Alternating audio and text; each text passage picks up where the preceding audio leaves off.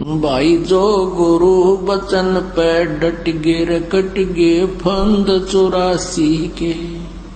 भाई जो गुरु बचन पे डट गे रकट गे फंद 84 के। कट गे फंद 84 के रकट गे फंद 84 के। भाई जो गुरु बचन पे डट गे रकट गे फंद 84 के। बोलो सतगुरुदेव की जय। बंदी छोड़ कबीर परमेश्वर जी की जय। बंदी छोड़ गरीबदास जी महाराज की जय। स्वामी रामदेवानंद जी गुरु महाराज की जय। सर्व संतों की जय। सर्व भक्तों की जय।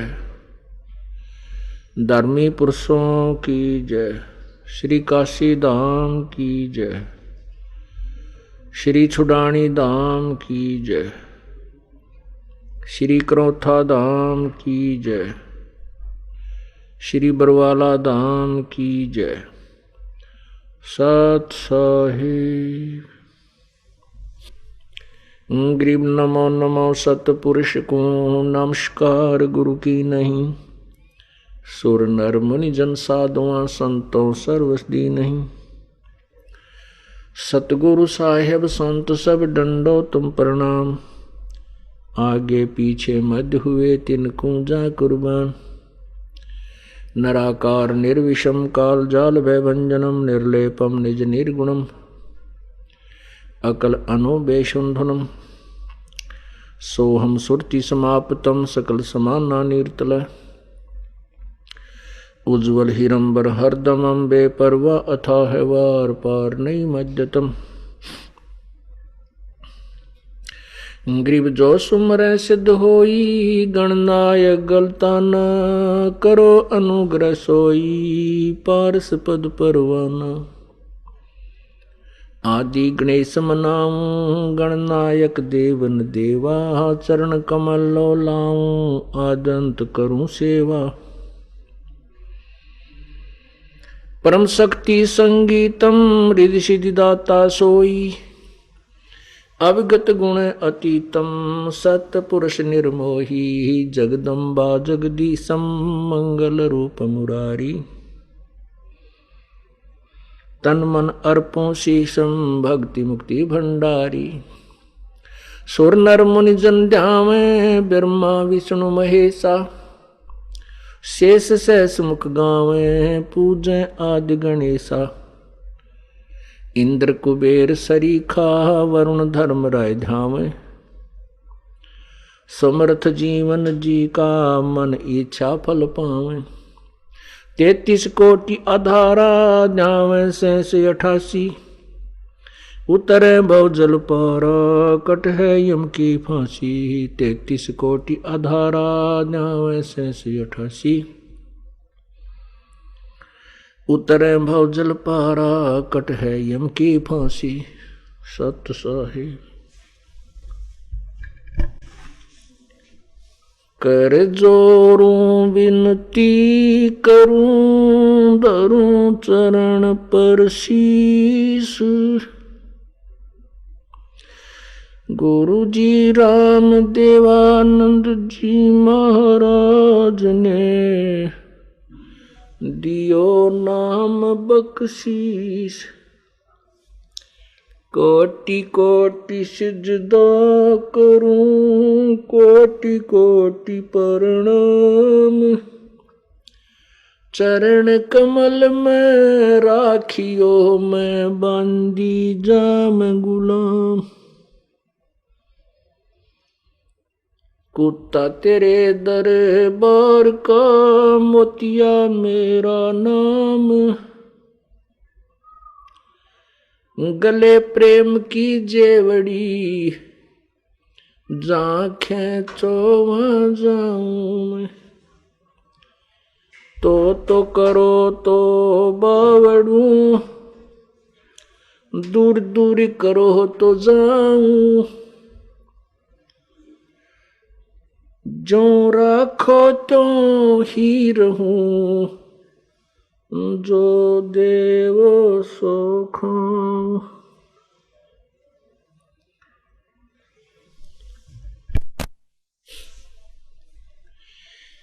गुरु गोविंद दोनों खड़े, किसके लागू पाए। बलिहारी गुरु आपनो जिन, गोविंद दियो मिलाए। गुरु बड़े गोविंद से, मन में देख विचार। गुरु सुमरे सो पार हैं, हरि सुमरे सो वारी। कबीर हरि के रूठते, गुरु की शरण में जाए। कहे कबीर गुरु रूठ गए तो, हर ना होत सहाय।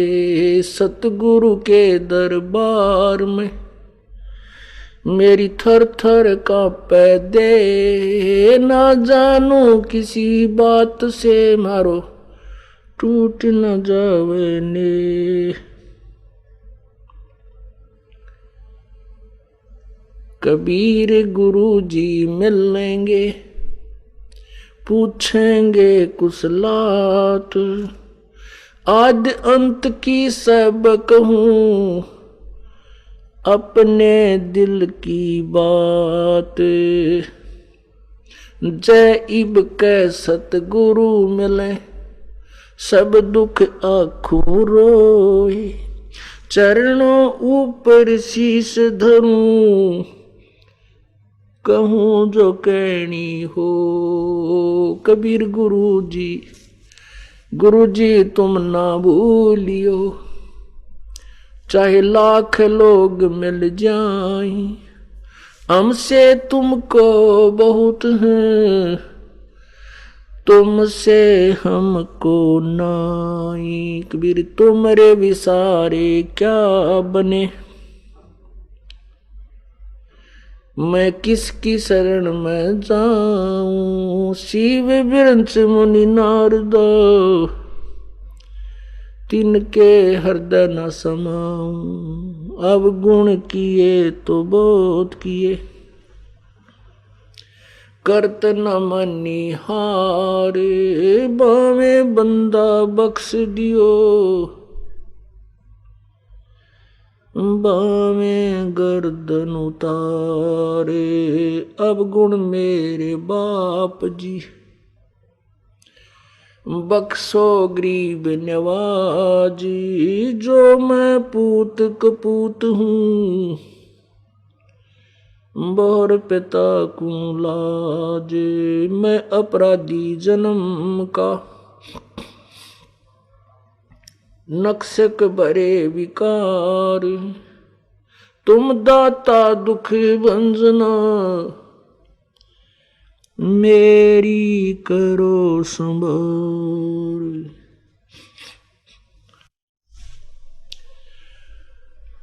राम नाम रटते रहो,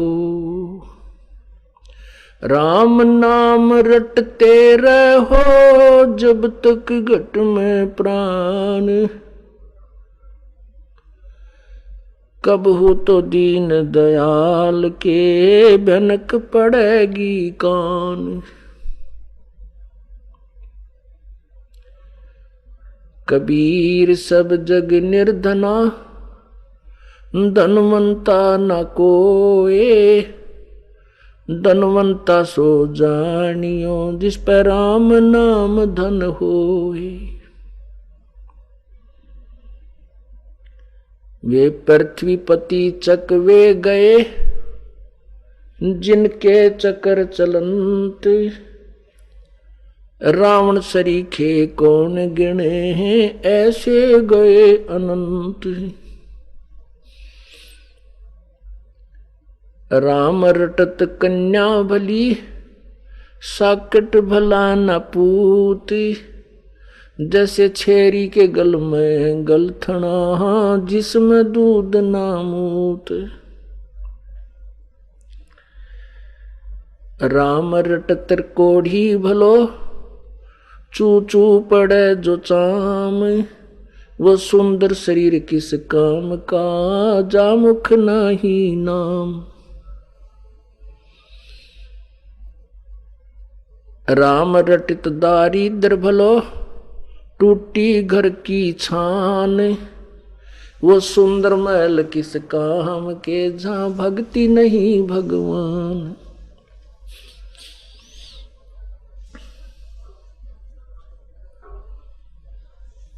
कबीर लूट सको तो लूटियो, राम नाम की लूट।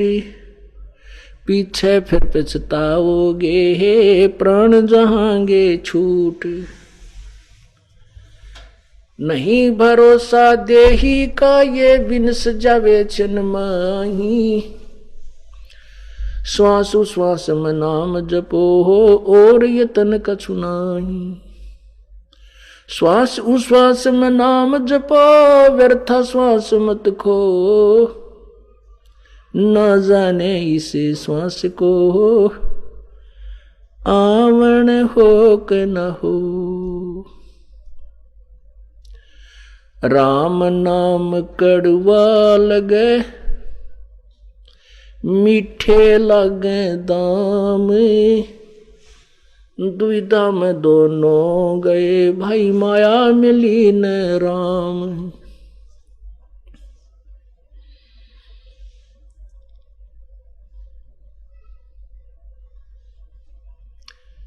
परमपिता सर्व सृष्टि रचनहार पूर्ण ब्रह्म कबीर बंदी छोड़ अपनी आत्माओं को अपने विषय में यथार्थ ज्ञान देने के लिए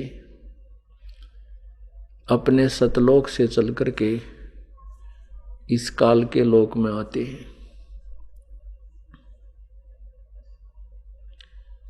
वो परमात्मा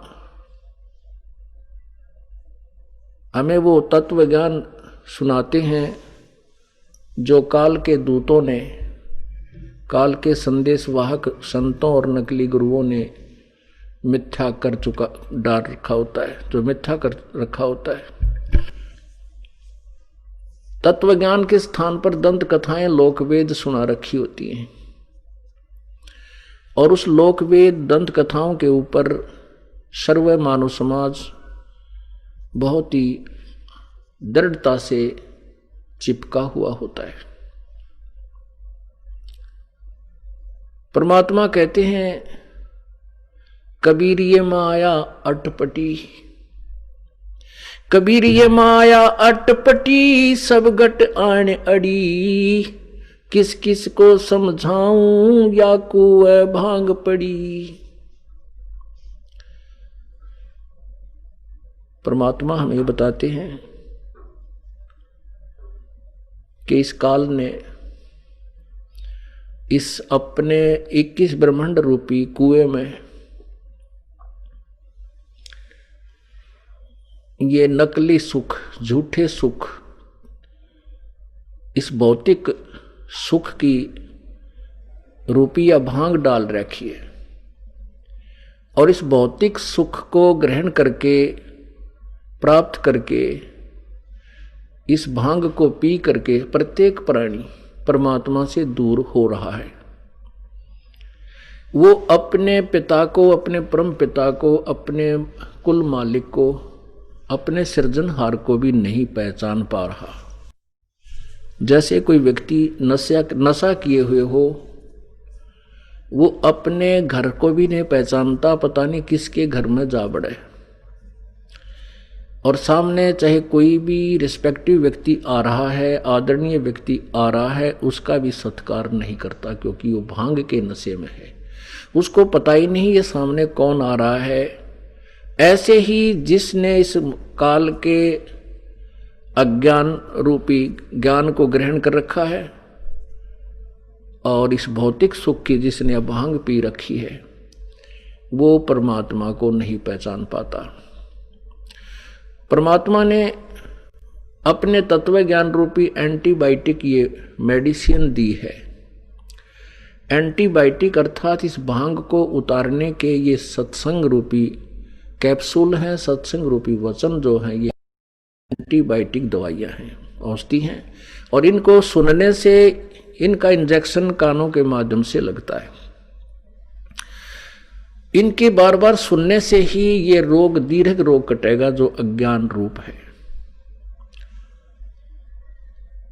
परमात्मा कहते हैं मेरे साथ दो भाई, मन सब जग भूला पाया।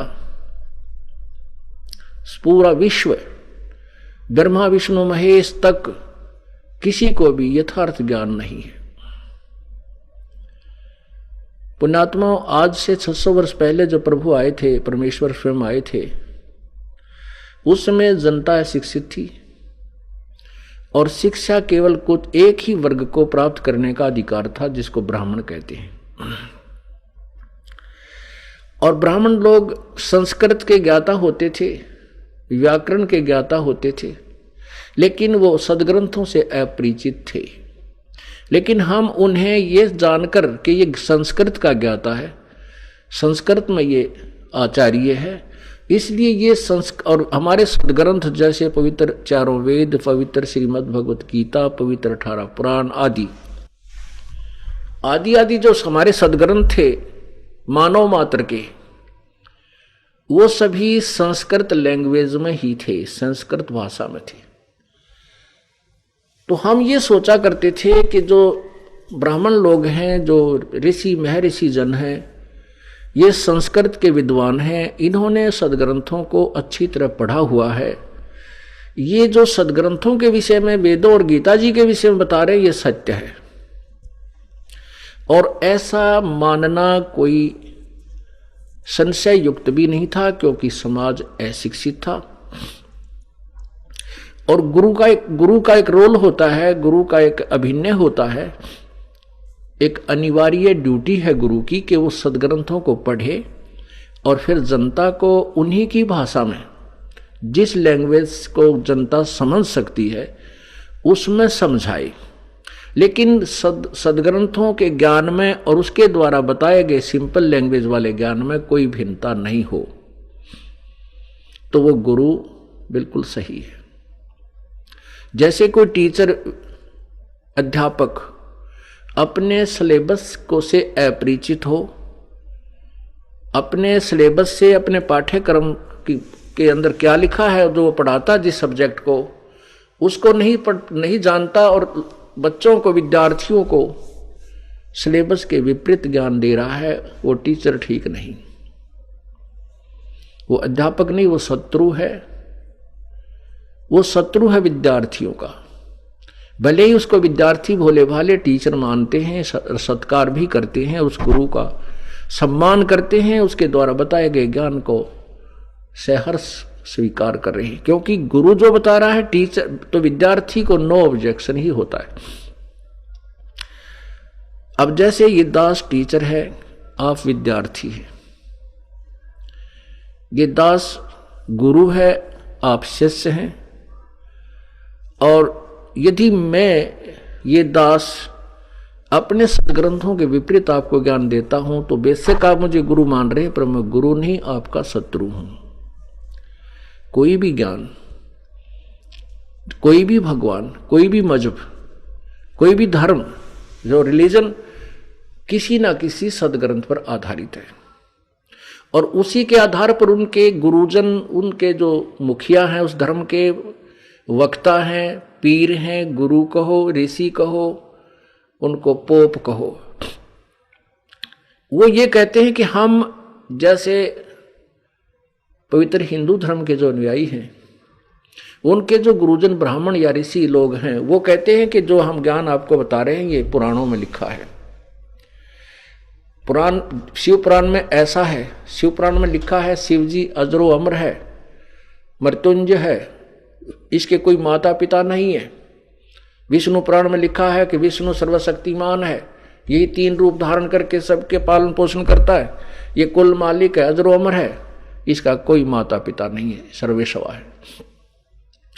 तो पुण्यात्माओं, तो प्रत्येक व्यक्ति ने उन गुरु ब्राह्मणों के द्वारा दिया गया ये अज्ञान कि ब्रह्मा विष्णु महेश सर्वशक्तिमान है और इनका कोई माता पिता नहीं है, ऐसा पुराणों में लिखा है। तो भोली आत्माओं ने, भोले समाज ने, जो अशिक्षित था, सहर्ष स्वीकार कर लिया। और फिर इसी दंत कथा को लाखों की संख्या में उन अज्ञानी गुरुओं ने जगह जगह ढोल पीट दिया। तो पूरा हिंदू समाज इस अज्ञान के ऊपर आरूढ़ हो चुका है। तो अब परमात्मा ने 600 साल पहले कहा था धर्मदास जी से कि धर्मदास तो लाख दोहाई, ये तत्व ज्ञान कहीं बार ना जाई। ये मूल ज्ञान जो मैं तुझे यथार्थ ज्ञान बता रहा हूं, अभी किसी को नहीं बताना। पुण्यात्मा, क्यों मना किया प्रभु ने? क्योंकि उस समय जनता अशिक्षित थी। और परमेश्वर कबीर जी को, जो ये एक संस्कृत भाषा के ज्ञाता जो ऋषि थे, ये कहते थे कि कबीर अशिक्षित है, इसको अक्षर ज्ञान नहीं है, इसलिए सदग्रंथों से अपरिचित है। ये वेदों और गीता के बारे में जो कुछ कहता है वो व्यर्थ कहता है, पुराणों के बारे में जो कहता है ये झूठ बोलता है। तो इसलिए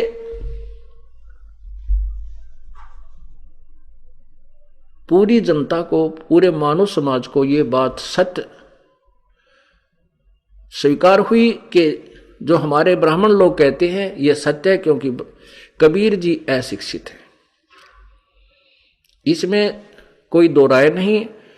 और वेदों और गीता और पुराणों के बारे में जो ब्राह्मण लोग बता रहे हैं ये सत्य है।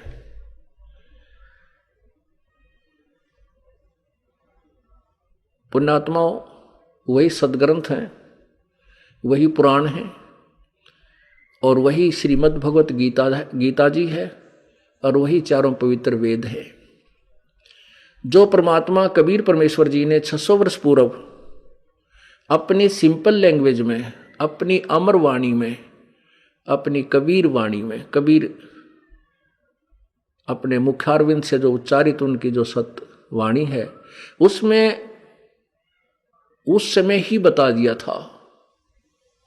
क्या बताया था?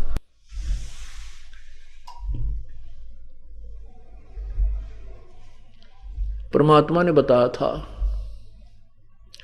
धर्मदास ये जग बोराना, कोई न जाने पद निर्वाण, यही कारण मैं कथा पसारा, जग से कहिए वो राम नियारा।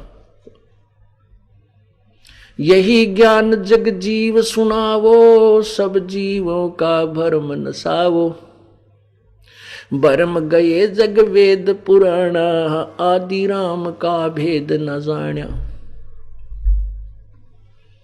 अब मैं तुमसे कहूं चेताई, त्रिदेवन की उत्पत्ति भाई, कुछ संक्षेप कहूं गौराई, सब संशय तुमरा मिट जाई।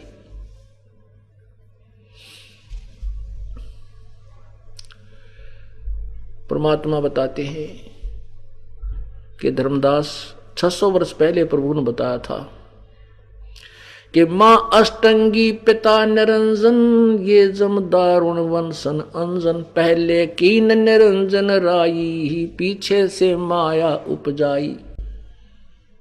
माया रूप देख अति शोभा, देव निरंजन तन मन लोभा।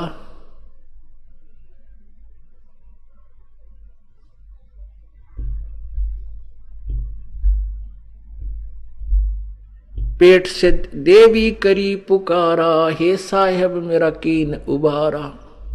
टेर सुनी ता हम आए, अष्टंगी को बंद छुड़वाए।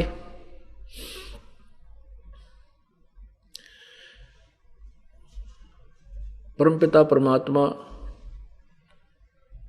अपनी अमर वाणी में पहले ही बता रहे थे, नख रेखा से भग कर लीना, देव निरंजन माया रूप देख अति शोभा, देव निरंजन तन बन लोभा।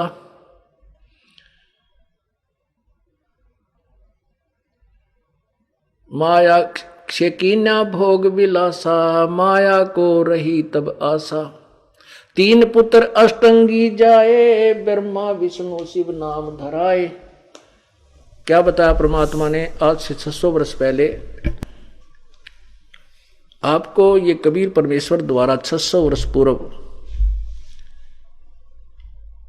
दिया हुआ वो अमृत ज्ञान सुना रहा है ये दास, जो आज सभी सदग्रंथों में आपको प्रमाणित करूंगा।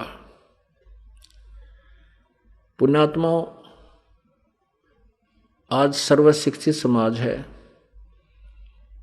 और सदग्रंथों को हम स्वयं अपनी आंखों पढ़ सकते हैं। इससे हमें यह दृढ़ विश्वास होगा कि Kabir was God, Kabir is God. परमात्मा कबीर भगवान था, है और रहेगा। क्योंकि वो अशिक्षित कहते हुए, अशिक्षित होते हुए मान लीजिए समाज की दृष्टि, वैसे तो परमात्मा के सामने परमात्मा अशिक्षित नहीं होता, उससे कोई भी लैंग्वेज छुपी नहीं। लैंग्वेज यानी भाषा बोलना ही ज्ञान होता है, लिखने की बात तो बाद में आती है। शुरुआत में प्रारंभ में कोई लेखन कार्य नहीं करता था, सभी अपने जो है ना कंठस्थ ज्ञान रखा करते थे। जैसे दिव्यवेदी कहलाते थे वो ब्राह्मण, वो बुद्धिमान व्यक्ति जो 2 वेदों को कंठस्थ याद रखते थे, लिखते नहीं थे। त्रिवेदी जो 3 वेदों का ऋग्वेद, यजुर्वेद और सामवेद को कंठस्थ याद किया करते थे। चतुर्वेदी वो होते थे और महाविद्वान जो 4 वेदों को कंठस्थ याद रखते थे। तो उस समय लिखने की आवश्यकता मालिक नहीं समझते थे, क्योंकि लिख लिख कर किस किस को देवे वह, सबको मौखिक वही ज्ञान बताते थे। और फिर परमात्मा एक अमर शक्ति है, परमात्मा के अंदर एक अनमोल शक्ति है, उन्होंने इस अपने ज्ञान को अपनी ही शक्ति से लिपिबद्ध कर दिया था। तो ऐसे ही प्रभु ने वो अमर ज्ञान जो सर्व वेदों और पुराणों में, गीता जी में विद्यमान है, वो सुनाया था। उसमें उसी को पढ़कर आपको सुनाता है ये दास। धर्मदास ये जग बोराना, कोई न जाने पद निर्वाण। धर्मदास जी उनके एक परम शिष्य हुए, जो पहले पवित्र हिंदू धर्म में जन्म होने के कारण ब्रह्मा विष्णु महेश के ऊपर अत्यारूढ़ थे और भगवान विष्णु और शिव से अतिरिक्त किसी को भगवान मानने को तैयार नहीं थे। परमेश्वर कबीर जी ने, अर्थात उस पूर्ण परमात्मा ने, अपनी प्यारी आत्मा को बताया कि धर्मदास ये सर्व संसार विचलित है, ये भ्रमित है, बोराना, और कोई ना जाने पद निर्वाणा। निर्वाण माने मोक्ष, मोक्ष मार्ग से कोई भी परिचित नहीं है।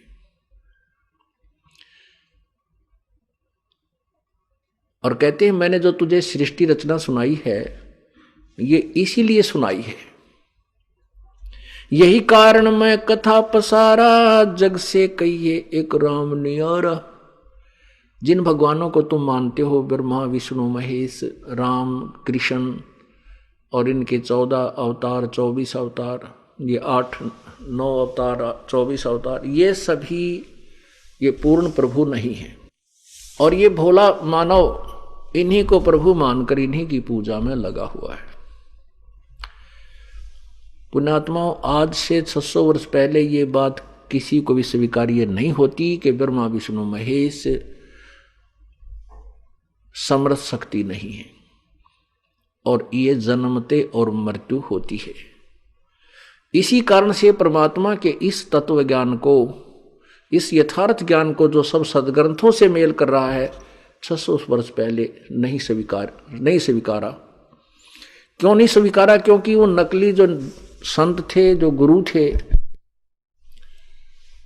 वो साथ के साथ उस भोले समाज को भ्रमित कर देते थे कि कबीर जुलाहा, एक छोटी जाति वाला, और ये शिक्षा ग्रहण नहीं कर पाया, इसलिए ऊट पटांग बातें बनाता है, इसकी बातों में मत आना, इसके पास कोई ज्ञान नहीं है। तो भोले समाज ने उन चतुर गुरुओं की बात को स्वीकार लिया और उनका दोष भी नहीं,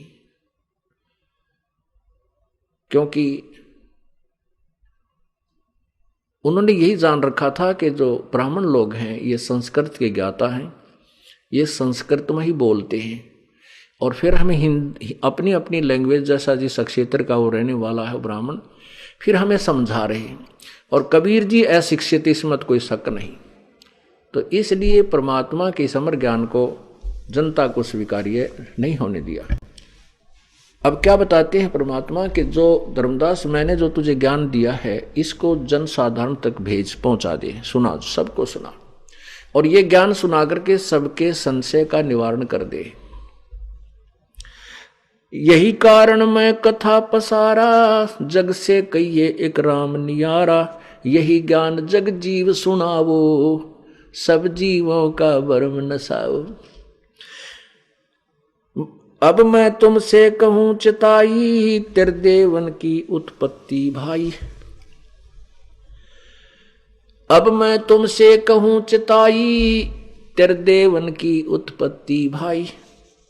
कुछ संक्षेप कहूं गौराई, सब संशय तुमरे मिट जाई। भरम गए जग वेद पुराना, आदि राम का भेद न जाना। राम राम सब जगत बखाने, आदि राम को कोई बिरला ही जाने। ज्ञानी सुने सो हृदय लगाई, मूर्ख सुने तो गम ना पाई। परमात्मा कहते धर्मदास, अब मैं तुझे तीनों देवता ब्रह्मा विष्णु महेश की उत्पत्ति सुनाता हूं, और संक्षेप तो मैं तुझे बताऊंगा जिससे तेरा भ्रम नष्ट हो जाएगा।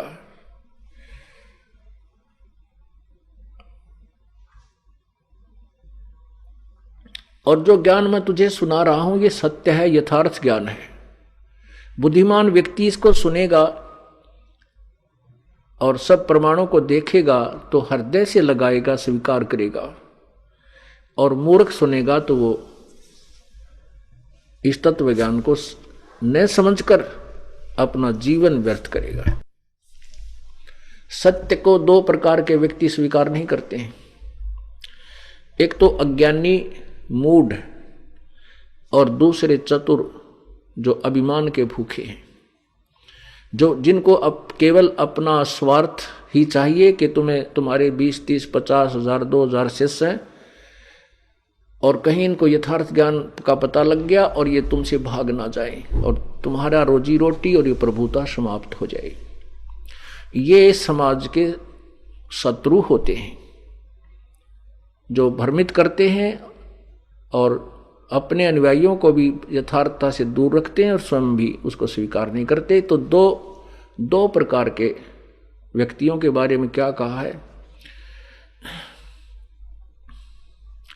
चातुर प्राणी चोर है, ये मूड मुग्ध हैं ठोठे।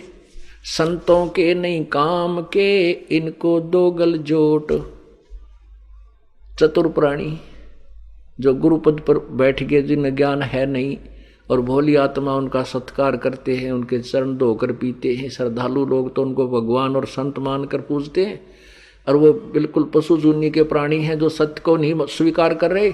सामने सदग्रंथ रखे हैं, दास प्रोजेक्टर पर दिखा रहा है, सीडी बनाकर समाज में भेज रहा है, सब सदग्रंथों को सामने पेश कर रहा है कि इसमें कोई भ्रम ना रह जाए कि कोई नकली दिखा रहा हो, और फिर भी नहीं मानते हैं उनके विषय में। और फिर उनके अनुयायी जो आंखों देखकर भी नहीं मान रहे हैं, उसी नकली संत के चिपके हुए हैं, उन दोनों के विषय में प्रभु ने कहा है, चातुर प्राणी चोर हैं, ये मूड मुग्ध हैं ठोठे। संतों के नहीं काम के, इनको दो गल जोट। इतने प्रमाण को देखकर जो नहीं मानता है, प्रभु कहते हैं ये तो दोनों एक कुएं में गिरने जोगे हैं। ये गुरु भी ऐसे और ऐसे शिष्य भी, उनको रहने दो। बुद्धिमान होंगे इस ज्ञान को सुनकर तुरंत छोड़कर उस नकली सांग को और भगवान के चरणों में आ जाएंगे। परमेश्वर कह रहे हैं कि धर्मदास जी, मैं तुझे जो ज्ञान सुनाने जा रहा हूं, बुद्धिमान व्यक्ति तो इसको सुनकर हृदय से लगाएंगे, गदगद हो जाएंगे और मेरी शरण ग्रहण करेंगे, और मूर्ख सुनेंगे तो वो स्वीकार नहीं करेंगे। तो उनको जाने दो, नहीं, वो हमारे योग्य नहीं है। ज्ञानी सुने सो हृदय लगाई, मूर्ख सुने तो गम नहीं पाई। अब क्या बताने जा रहे हैं? अब मैं तुमसे कहूं चिताई, तेरे देवन की उत्पत्ति भाई। माँ अष्टंगी पिता निरंजन, ये जम दारुण वंशन अंजन। ब्रह्मा विष्णु महेश की माँ दुर्गा है, शेरा वाली, जिसको अष्टांगी कहते हैं, प्रकृति देवी भी कहते हैं। और इनका पिता ज्योति निरंजन है, जो गीता जी में कहता है मैं काल हूं। पवित्र श्रीमद् भगवत गीता अध्याय नंबर 11 के श्लोक नंबर 32 में कहा कि अर्जुन मैं काल हूं और सबको खाने के लिए अब आया हूं, प्रकट हुआ हूं। और जितने भी ये राजा लोग हैं, तू ना लड़ेगा ना मारेगा तो भी मैं इनको खा जाऊंगा, मैं इसको मार डालूंगा, तू तो निमित्त मात्र है। पुण्यात्माओं, ये भी विचार करना पड़ेगा कि श्री कृष्ण काल नहीं थे। श्री कृष्ण जी ने गीता ज्ञान से पहले कभी अपने आप को काल नहीं कहा और उसके बाद कभी काल नहीं कहा। तो श्री कृष्ण जी के शरीर में ये ज्योति निरंजन अर्थात ये 21 ब्रह्मांड का प्रभु काल ब्रह्म ये प्रवेश कर गया प्रेत की तरह। और जब गीता जी का ज्ञान केवल उसने सारा वही उसी ने बोला। मुख श्री कृष्ण जी का, शरीर श्री कृष्ण जी का था, लेकिन अंदर जो कैसेट चल रही थी वो काल बोल रहा था। वो काल है ब्रह्मा विष्णु महेश का पिता, ज्योति निरंजन भी जिसे कहते हैं। तो परमात्मा बता रहे हैं कि इनकी ब्रह्मा विष्णु महेश की मां तो है ज्योति, ये अष्टंगी दुर्गा जिसकी 8 भुजाएं हैं, और पिता इनका ये ज्योति निरंजन अर्थात काल है।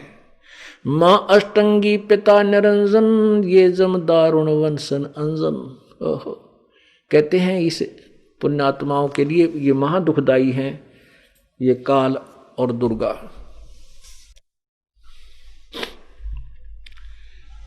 अब सृष्टि रचना का संक्षिप्त वर्णन दे रहे हैं।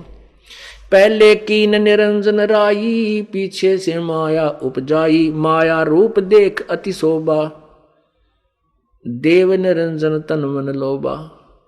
आपको सृष्टि रचना थोड़ी सी सुनाएगा ये दास, तब आपको ये अमर वाणी समझ में आएगी। पहले ये वाणी पूरी करता हूं, उसके बाद सृष्टि रचना का कुछ अंश आपको सुनाएंगे।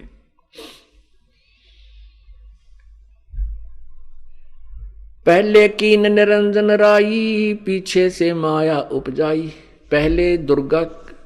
पहले ज्योति निरंजन काल को अंडे से उत्पन्न किया कबीर परमेश्वर ने। उसी के बाद उसी परमेश्वर ने दुर्गा को अपनी वचन शक्ति से एक स्त्री रूप दिया, युवा लड़की का रूप दिया। तो यहां ये बताना चाहते हैं कि पहले कीन निरंजन राई, पहले ज्योति निरंजन को उत्पन्न किया और पीछे से माया उपजाई, पीछे से दुर्गा की उत्पत्ति की बाद में।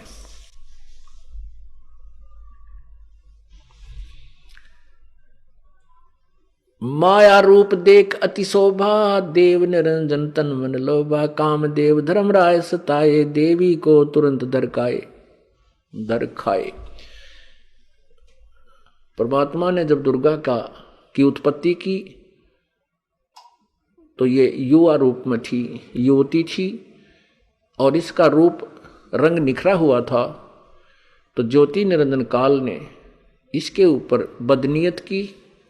दुर्गा के लाभ मना करने पर भी जब ये नहीं बाज आया तो इसने अपना सूक्ष्म रूप बना करके ज्योति निरंजन काल के पेट में शरण ग्रहण की। वहां से प्रभु कबीर परमेश्वर से पुकार की, पिताजी मेरी रक्षा करो।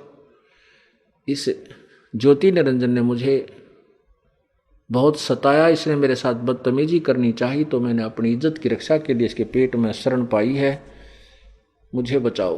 तो परमात्मा कहते हैं वहां हम पहुंचे, अपने पुत्र सहजदास का रूप बनाकर के कबीर परमेश्वर वहां प्रकट हुए और ज्योति निरंजन के पेट से दुर्गा को निकाला। उसके बाद परमेश्वर ने कहा कि ज्योति निरंजन तू जा यहां से, अपने 21 ब्रह्मांड को ले जा और तुम दोनों यहां से जाओ। आज से तूने जो सतलोक में ऐसा दुराचार करने की चेष्टा की है, 1,00,000 मानव शरीरधारी प्राणी तो नित खाया करेगा और 1,25,000 उत्पन्न करेगा, और आज से तेरा नाम काल होगा। अब परमात्मा ने आदेश दिया कि निकल जा यहां से। 21 ब्रह्मांड समेत दुर्गा साथ में, ये ज्योति निरंजन का 21 ब्रह्मांड का यो बेड़ा शतलोक से 16 शंख कोश की दूरी पर आकर के स्थिर हो गया। तो यहां परमात्मा क्या बताना चाहते हैं? माया रूप देख अति शोभा देव निरंजन, इस निरंजन भगवान काल भगवान का तन मन लोभा। काम देव धर्मराय सताए देवी को तुरंत धर खाए। विषय वासना के वश होकर के काल ने, ज्योति निरंजन ने, धर्मराय भी इसी को बोला जाता है, और इसने दुर्गा की तरफ बदनीयत की तो दुर्गा ने, जब इसने मुंह खोला हुआ था नीचता के कारण, इसके मुख के माध्यम से पेट में सूक्ष्म रूप धारण करके पेट में शरण पाई। पेट से देवी करी पुकारा, हे साहेब मेरा करो उभारा। टेर सुनी तब हम ता आए, अष्टंगी को बंद छुड़वाए। सतलोक में कीन्हा दुराचारी, काल निरंजन दीना निकारी। माया समेत दिया भगाई, 16 शंख कोश पर आई। अष्टंगी और काल अब दोई, मंद कर्म से गए बिगोई। धर्मराय को हिकमत कीना, नख रेखा से भग कर लीना। पुण्यात्माओं, परमात्मा ने इस काल की नीचता और देखनी थी, ये कितना गिरावट में आ सकता है। इसलिए उस लड़की को, अष्टंगी को, दुर्गा को नूरी रूप दिया, नूर का शरीर बनाया, और उसका प्रजनन इंद्रिय नहीं लगाई। अब जब ये इतना काम वासनावश हो गया, ये ज्योति निरंजन काल, इसने अपने नाखूनों से प्रजनन इंद्रिय बनाई और दुर्गा के साथ जबरदस्ती शादी की और 3 पुत्र उत्पन्न किए। बड़ा रजगुण युक्त कर दिया, उसका नाम ब्रह्मा रखा। दूसरे को सतगुण युक्त कर दिया, सतोगुण युक्त, उसका नाम विष्णु रखा। और तीसरे को तमोगुण युक्त कर दिया, उसका नाम शंकर शिव रखा। अष्टंगी और काल अब दोई, अष्टंगी और काल अब दोई, मंद कर्म से गए बिगोई। धर्मराय को हिकमत कीना, नख रेखा से भग कर लीना, नाखूनों से। धर्मराय की ने भोग विलासा, माया को रही तब आशा। तब दुर्गा गर्भवती हुई।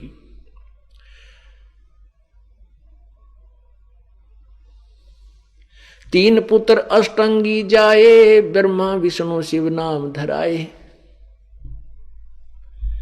3 देव विस्तार चलावे, इनमें यो जग धोखा खावे। पुरुष गम कोई कैसे कोई पावे, काल निरंजन जग भरमावे। 3 लोक अपने सुत दीना, सुन निरंजन बासा कीना। अब परमात्मा ने क्या बताया है कि ज्योति निरंजन अर्थात काल रूपी ब्रह्म और दुर्गा अष्टंगी के संयोग से, पति पत्नी व्यवहार से 3 पुत्रों की उत्पत्ति हुई। 3 पुत्र अष्टंगी जाए, अष्टंगी यानी दुर्गा ने 3 पुत्र उत्पन्न किया, ब्रह्मा विष्णु शिव नाम धराए। और इन 3 देव को, ओए होए, 3 देव, ये काल के जो तीनों पुत्र हैं, रजगुण ब्रह्मा, सतगुण विष्णु, तमगुण शिव जी, यही कहते हैं इस काल के विस्तार को, यहाँ के जो उत्पत्ति, स्थिति और संहार को यही चला रहे हैं। और इन्हीं की पूजा में, इन्हीं को पूर्ण प्रभु मान करके पूरा विश्व धोखा खा रहा है। इनको पूर्ण परमात्मा मान रहे हैं, ये पूर्ण प्रभु नहीं है। और पुण्यात्माओं, आज से 600 वर्ष पहले ये बात की तो समाज में कहना तो जूते खाना ही था। कोई नहीं मान सकता था, लेकिन अब मानेंगे। क्यों मानेंगे? क्योंकि हमारे सदग्रंथ मनावेंगे और सभी बच्चे, बालक, बूढ़े, बहन, बेटी, भाई, बुजुर्ग, देवी सब शिक्षित हैं। और जो भी समाज जिस सदग्रंथ के ऊपर आधारित है, ये दास उसी से निष्कर्ष निकाल के उनके सामने रख रहा है कि तुम्हारा सदग्रंथ ये बता रहा है, और आप जी अपने सदग्रंथ से अपरिचित है तो कहां जाओगे तुम? बुद्धिमान लोग स्वीकार करेंगे और कर रहे हैं। और फिर भी नहीं मानते हैं तो वो परमात्मा ने पहले हमें बता दिया है कि चातुर प्राणी चोर हैं और मूढ़ मुग्ध हैं ठोठ, वो फिर हमारे काम के नहीं है, वो तो वहीं पड़े रहे, ठीक है, जाओ काल के मुंह में। उनको दो गलजोट, गलजोट मानने का अर्थ है कि जैसे वो वहीं बंधे रहे एक दूसरे के साथ। तीन देव विस्तार चलावे, इनमें यो जग धोखा खावे, पुरुष गम कैसे कोई पावे, काल निरंजन जग भरमावे। परमात्मा कहते हैं कि परमेश्वर के बारे में कैसे जान सके, ये काल जो है सबको भ्रमित कर रहा है, पूरे विश्व को इसने झूठे गुरु भेज के और भ्रमित करवा दिया।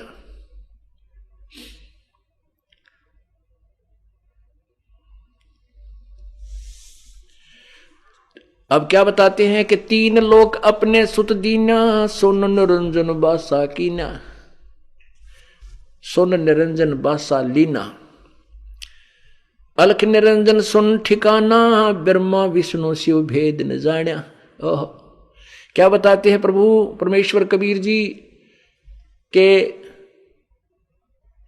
ये काल जो है अपने पुत्रों ब्रह्मा विष्णु महेश को भी भ्रमित रखता है। इनको भी नहीं पता तुम्हारा पिता कौन है, भगवान कैसा है, कहाँ रहता है, कौन प्रभु पूजा के योग्य है। ब्रह्मा विष्णु महेश को भी परमेश्वर के बारे में रति भर भी ज्ञान नहीं है। अब पुण्यात्माओं, ये कुनीन, ये यथार्थ ज्ञान, ये तत्व ज्ञान रूपी कुनीन, ये कड़वी दवाई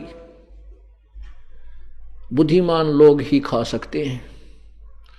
बच्चों को अगर मुख में डाल दिया जाए तो तुरंत थूक देते हैं और दूर हट जाते हैं, रोने लग जाते हैं। जबकि इस दीर्घ रोग के काटने की, मलेरिया को दूर करने का यही उपचार है। कुनीन ही खानी पड़ेंगी, ये बेशक कड़वी लगे। और कौन खाते हैं? बुद्धिमान लोग खाते हैं, जिन्होंने पता लग जाता है कि यदि कुनीन नहीं खाएंगे तो हम अपने जीवन से हाथ धो बैठेंगे। इसी प्रकार इस मानव शरीर को बर्बाद होने से बचाने के लिए तत्व ज्ञान रूपी ये कुनीन जो दास दे रहा है समाज को, ये खानी पड़ेगी, ये सुनने पड़ेंगे, चाहे आपको ये अच्छा लगे या ना लगे। अब क्या बता रहा है ये दास? कबीर परमेश्वर द्वारा दिए हुए ज्ञान को केवल रिपीट कर रहा हूं, दास का अपना कोई ज्ञान नहीं है। हाँ, इतनी रजा दाता ने इस दास पे कर दी है कि वो अपना भंडार खोल दिया है, इसको दास को बुद्धि दे दी है ताकि परमेश्वर के इस अनमोल ज्ञान को समझ और समझा सके, जो आज तक विश्व में या तो धर्मदास को दी थी या दास को आके दी है, या बीच में उनके संत जो 2-4 संत आए हैं उनको भी ये ज्ञान दिया था, लेकिन उनको कहा था भी इसका विस्तार नहीं बताना किसी को, उन्होंने इसको गुप्त रखा था। इस दास की इंतजार थी।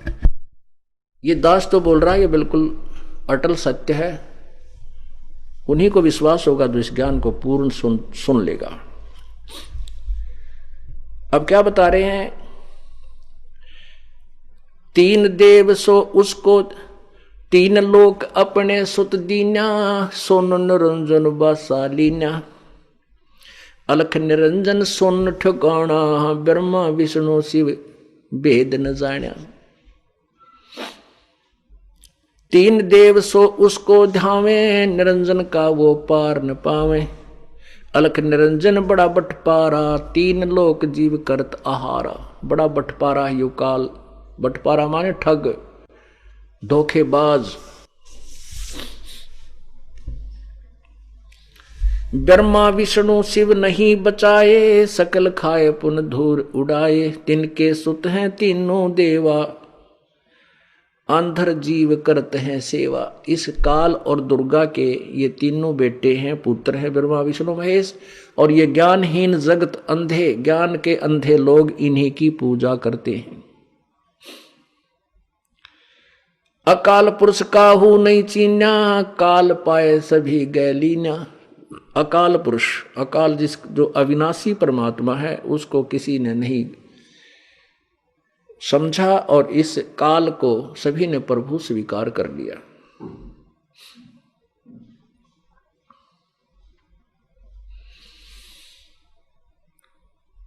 ब्रह्म काल जगत सब जाने, आदि ब्रह्म को ना पहचाने। तीन देव और अवतारा, ताको भज सकल संसारा।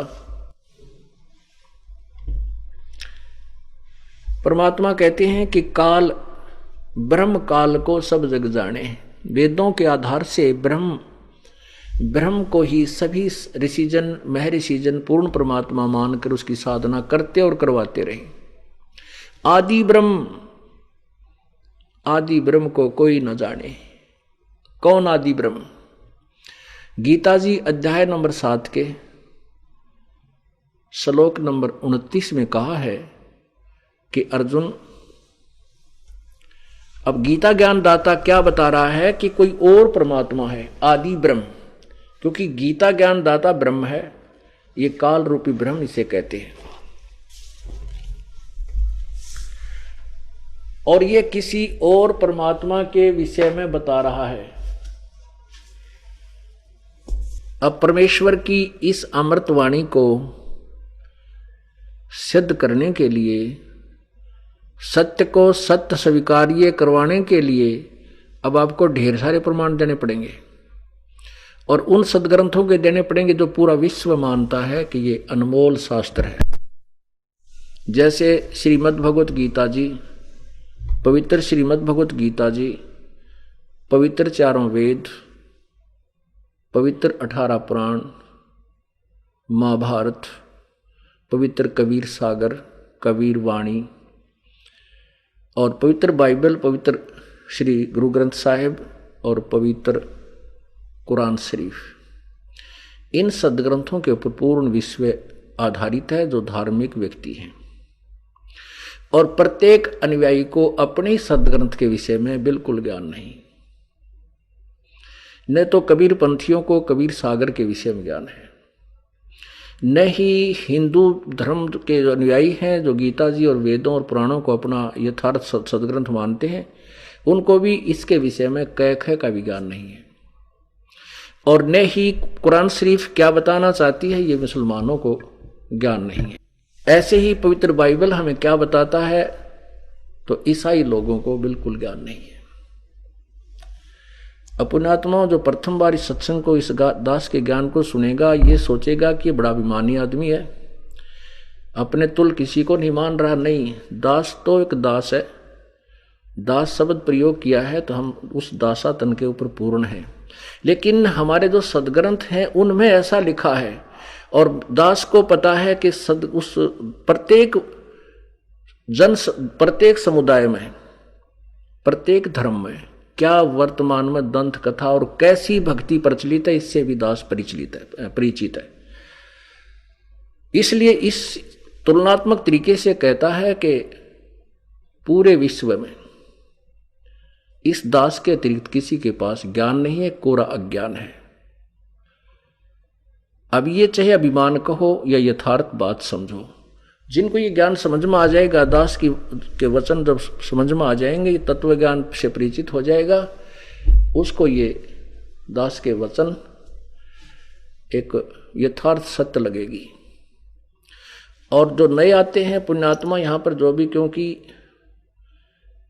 इस तत्व ज्ञान का विस्फोट हो चुका है, हमारे श्रद्धालु जो परिचित हो जाता है इस ज्ञान से, वो एक ऐसा उसके अंदर उमंग उठती है कि ऐसे ज्ञान को क्यों ना अपने भाई को, बहन को, रिश्तेदार को, मित्र को, प्यारे को, राह चलते को क्यों ना बता दूं, ये सब भ्रमित है। इसके परिणाम स्वरूप पूरे विश्व में अपरमात्मा की चर्चा हो चुकी है। क्योंकि परमेश्वर कबीर जी ने 600 वर्ष पहले स्वयं कहा था, धर्मदास, एक समय आएगा कलयुग में जो बीच वाला समय होगा, बीचली पीढ़ी जिसे कहते हैं, उस समय पूरे विश्व पर मेरा ही ज्ञान होगा और पूरा विश्व का कल्याण होगा। ये माया की दौड़ खत्म हो जाएगी जो आज आग लगी हुई है। ना भाई को भाई देखकर प्रसन्न है, ना बाण भाई का प्यार, ना माता पिता में श्रद्धा, क्योंकि एक माया ही उद्देश्य बन गया। चाहे हुकंड क्रूख किसी तरीके से, चाहे जुल्म से, चाहे 2 नंबर से, किसी प्रकार केवल माया ही की तरफ ये इंसान दौड़ चुका है।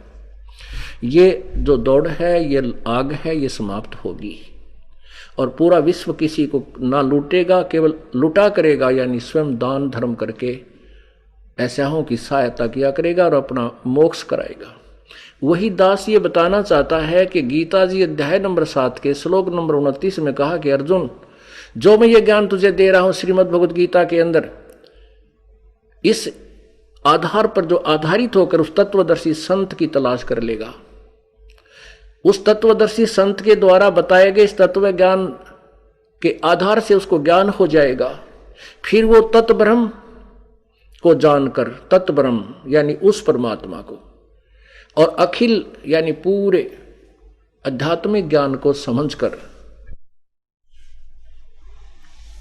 उसके पश्चात वो संसार में किसी भी वस्तु की, संसार की किसी भी वस्तु की आस्था नहीं रखेगा, डिमांड नहीं करेगा, कुछ वस्तु नहीं चाहेगा, केवल जन्म और मृत्यु से छूटने का ही प्रयत्न करेगा। श्रीमद् भगवत गीता जी अध्याय नंबर 4 के श्लोक नंबर 32 में 32 से 34 में स्पष्ट किया है कि जो ज्ञान, जो दंत कथा के आधार पर गीता जी अध्याय नंबर 4 के श्लोक 25 से 30 तक विवरण दिया है कि कोई तो ऐसी साधना करता है, कोई ऐसी साधना करता है, कोई देवताओं को पूजता है, कोई अपने केवल प्राणों को श्वास के द्वारा ही साधना को, कोई किसी प्रकार ये साधना, और उनको वो मोक्ष दायक ही जानकर करते हैं। वो जानते हैं, वो समझते हैं कि जो क्रियाएं, जो साधनाएं मैं कर रहा हूं ये मोक्ष दायक है। चौथे अध्याय के 32वें श्लोक में कहा है कि इसी प्रकार यानी पूर्ण परमात्मा के मुखारविंद से, परमात्मा पूर्ण ब्रह्म की वाणी में पूर्ण विस्तार से वो भी ज्ञान दिया हुआ है जो नकली है, जो व्यर्थ है, जो साधना जन साधारण कर रहा है, और वो भी ज्ञान दिया जो यथार्थ है। उस तत्व ज्ञान को तू किसी तत्वदर्शी संत के पास जाकर समझ, उनको दंडवत प्रणाम कर और कपट छोड़कर उनसे इस तत्व ज्ञान को प्राप्त कर। फिर वो तत्वदर्शी संत तुझे जो ज्ञान दें उसी आधार पर तू साधना कर। अब इस पॉइंट से चलेंगे जो 7वें अध्याय के 29वें श्लोक को स्पष्ट करेगा। पहले चौथे अध्याय का 32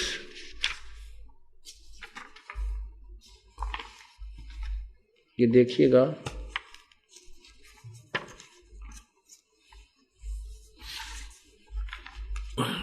प्रत्येक सत्संग में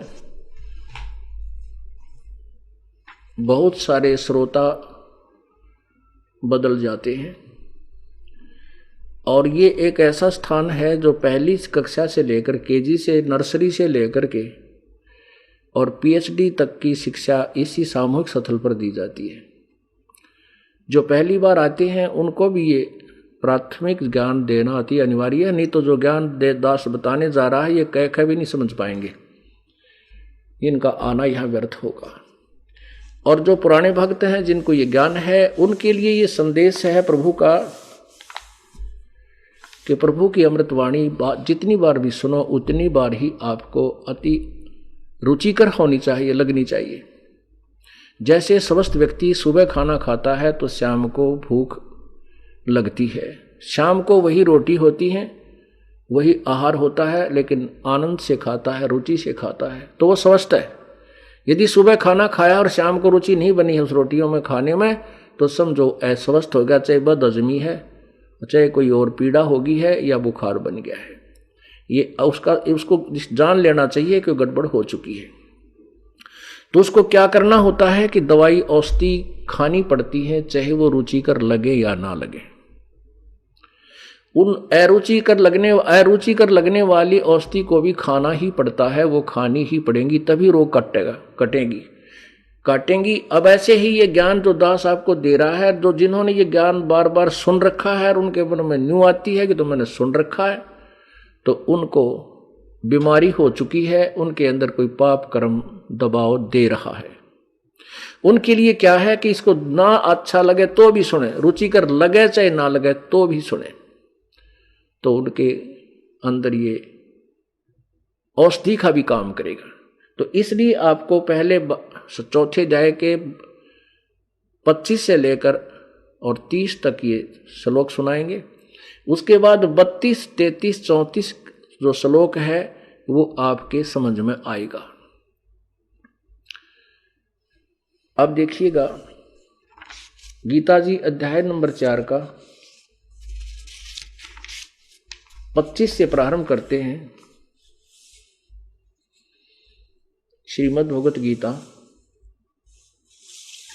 और ये है गीता जी अध्याय नंबर 4 श्लोक नंबर 25। दूसरे योगीजन देवताओं के पूजन रूप यज्ञ का ही भली भांति अनुष्ठान किया करते हैं। अन्य योगीजन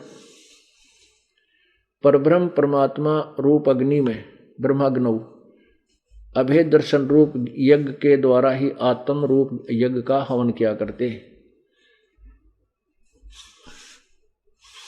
इसमें कहना ये चाहते हैं कुछ तो देवता पूजते हैं और कुछ केवल ब्रह्म तक की पूजा पर ही आधारित रहते हैं, ब्रह्म अग्नौ काल की, और कुछ अन्य योगीजन श्रोत्रादि समस्त इंद्रियों को संयम रूप अग्नि में हवन किया करते हैं, यानी कुछ अपने इंद्रियों को काबू करने में ही लगे रहते हैं, और दूसरे कुछ शब्द आदि समस्त विषयों को इंद्रियों रूप अग्नि में हवन किया करते हैं। कुछ अपने विकारों को रोकने में लगे रहते हैं, दूसरे इंद्रियों की संपूर्ण क्रियाओं और प्राणों की समस्त क्रियाओं को यानी श्वासों को केवल प्राणायाम ही करते रहते हैं। भावार्थ ये है ज्ञान से प्रकाशित आत्म संयम रूप योग रूप अग्नि में हवन किया करते हैं। 28 में कई पुरुष द्रव्य संबंधी यज्ञ यानी भंडारे बुंडूरे करते हैं। धन से जो यज्ञ होने वाली होती है ना धर्मी अनुष्ठान, उसको द्रव्य यज्ञ कहते हैं। दूसरे कई पुरुष द्रव्य संबंधी यज्ञ करने वाले हैं, कितने ही तपस्या रूपी यज्ञ करने वाले, कुछ तप ही करके मोक्ष चाहते हैं, और दूसरे कितने ही योग यानी योग अभ्यास करते रहते हैं, योग रूप यज्ञ करने वाले हैं, और कितने ही अहिंसा आदि तीक्ष्ण व्रतों से युक्त, जैसे ये जैनी लोग होते हैं मुंह पर पट्टी बांधे रहते हैं, जैसे ये जैनी लोग होते हैं आपने देखा होगा पैरों में से नंगे मुंह पर पट्टी बांध लेंगे, तो कहते हैं ये इतने तीक्ष्ण अहिंसा यानी किसी जीव हिंसा ना हो जा, केवल इसी को ही मोक्ष मानते हैं। आगे देखना कितनी प्यारी व्याख्या की है। अहिंसा आदि तीक्ष्ण व्रतों से युक्त यतनशील पुरुष स्वाध्याय रूप ज्ञान ये करने वाले हैं। आगे अब 29 और 30 में दूसरे कितने ही योगीजन अपान आयु में प्राण वायु को हवन करते हैं, यानी एक वो क्या करते हैं, प्राण केवल अपने श्वास की ही क्रिया को पान अपान को ही अभ्यास करके और अंदर से कुछ आवाज सुन के ही उसमें स्थिर उसी को मोक्षदायक मानते। आगे देखिएगा ये है प्राणवायु में अपान वायु को हवन करते हैं, और कितने ही नियमित आहार करने वाले यानी अल्पाहार करते हैं। प्राणायाम प्राण पुरुष प्राण और अपान की गति को रोककर प्राणों को प्राणों में ही हवन किया करते हैं, यानी प्राणायाम करते रहते हैं। और ये सभी साधक यज्ञों द्वारा पापों को नाश कर देने वाला यज्ञों को जानने वाले हैं। अब इसका अर्थ इन्होंने ठीक नहीं किया। इसका अर्थ ये है, इसका वास्तविक अर्थ ये है कि जो भी ऊपर बताई है साधना सभी इनको पाप नाशक जानकर ही करते हैं। भावार्थ ये है गीता ज्ञान दाता ये काल श्री कृष्ण जी के शरीर में प्रवेश करके गीता ज्ञान अर्जुन को सुना रहा है, और अपने लोक में रहने वालों को ये ज्ञान सुना रहा है। ये कह रहा है कि कुछ ऐसी साधना करते हैं, कुछ ऐसे करते हैं, कुछ ऐसे करते हैं, और ये सभी ज्ञान को सभी इन साधनाओं को पाप नाश करने वाली ही जानते हैं। ये जानते हैं कि यही हमारे पापों का नाश करेंगी जो साधना हम कर रहे हैं। अच्छा, अब आगे देखना 31 और 32 में क्या कहा है। ये अध्याय नंबर 4 का और श्लोक नंबर 31 सुनाएंगे आपको। हे कुरुक्ष अर्जुन श्रेष्ठ, 30 तक आपने पढ़ लिया, अब 31 है। कुरुश्रेष्ठ अर्जुन, यज्ञ से बचे हुए अमृत का अनुभव करने वाले सनातन ब्रह्म परमात्मा को प्राप्त होते हैं। सनातन ब्रह्म, अविनाशी परमात्मा, ये सनातन ब्रह्म, इसको सनातन ब्रह्म कहो, इसको ब्रह्मण कहो। सनातन पर ब्रह्म यानी सनातन ब्रह्म यानी अविनाशी परमात्मा को प्राप्त होते हैं। और यज्ञ करने वाले पुरुषों के लिए तो यह मनुष्यलोक भी सुखदायक नहीं है और परलोक कैसे सुखदायक हो सकता है यज्ञ। अब क्या है, यज्ञ से बचे हुए अमृत का अनुभव करने वाले, जैसे गीता जी अध्याय नंबर 3 के श्लोक 10 से लेकर के 15 तक स्पष्ट है कि उसमें बताया है कि परमात्मा ने सृष्टि रचकर उनको कहा था कि तुम यज्ञ करो और यज्ञों के द्वारा इन देवताओं को उन्नत करो, ये बढ़े हुए देवता तुम्हें फिर उन्नत करें और इस प्रकार वो उन्नत हुए हुए देवता तुम्हें फिर बिना मांगे इच्छित भोग दिया करेंगे। और उस अन्न से बचे हुए शेष अन्न को, उस यज्ञ से बचे हुए धार्मिक अनुष्ठान पूर्ण परमात्मा को इष्ट रूप में मान करके जो साधना की जाती है वही यथार्थ अनुष्ठान होता है। उसमें कहते हैं पहले प्रभु को भोग लगाया जाता है और उसके बाद जो शेष अन्न बचता है वो सबको वितरित किया जाता है। इसमें वही लिखा है कि यज्ञ से बचे हुए अन्न को खा करके सभी श्रद्धालु पाप मुक्त हो जाते हैं। तो यहां वही उसी से संबंध। और कहते हैं जो अनुष्ठान नहीं करते, धार्मिक जो धर्म नहीं करते, कोई संत आदि बना करके अपनी साधना ठीक से नहीं कर रहे, वो इस लोक में भी दुखी और परलोक में भी दुखी। इसी का प्रमाण कबीर परमेश्वर जी अपनी वाणी में कहते हैं कि जीवित जग में जूती पड़े फिर जम तोड़े छाती। यहाँ इस संसार में भी वो लोग बहुत दुखी होंगे और आगे चल करके फिर 84 लाख योनियों में और यम के दूत उनको बहुत पीटेंगे। तो यहाँ आगे देख रहे हैं 32वें श्लोक में स्पष्ट किया है, अध्याय नंबर 4 का श्लोक नंबर 32। इसमें कितना कमाल किया है। इस प्रकार बहुत तरह के यज्ञ वेद की वाणी में लिखा है इन्होंने। अनुवाद करता भ्रमित है, इनको ज्ञान कति नहीं था, केवल संस्कृत से परिचित थे, तत्व ज्ञान से नहीं। ब्रह्मणे मुखे, ब्रह्मणे मुखे, अब ब्रह्मणे का अर्थ लिखना चाहिए था, वेद नहीं होता ब्रह्म का अर्थ। यहां प्रभु, प्रभु कौन? पूर्ण परमात्मा। ब्रह्मणे, एक तो ब्रह्म एक ब्रह्मणे। अब देखो अध्याय नंबर 17 का श्लोक नंबर 23 में कहा है, इन्होंने खुद अनुवाद किया ब्रह्मणे माने क्या है, देखिएगा। अध्याय नंबर 17 श्लोक नंबर 23 में कहा है कि ओम तत्सत इति निर्देश है ब्रह्मणे तिर्विद समर्थ ब्राह्मणा तेन वेदा च यगा च विहिता पुरा। ये अनुवाद किया है कि ओम तत्सत इति ऐसा तिर्विद 3 प्रकार का। ब्रह्मणे का अर्थ देखना हमने, ब्रह्मणे का क्या अर्थ किया? सच्चिदानंद घन ब्रह्म का।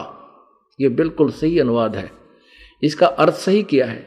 ब्रह्मणे माने सच्चिदानंद घन ब्रह्म का नाम कहा है, यानी पूर्ण परमात्मा कबीर परमेश्वर को प्राप्त करने का ये ओम तत्सत ये मंत्र है।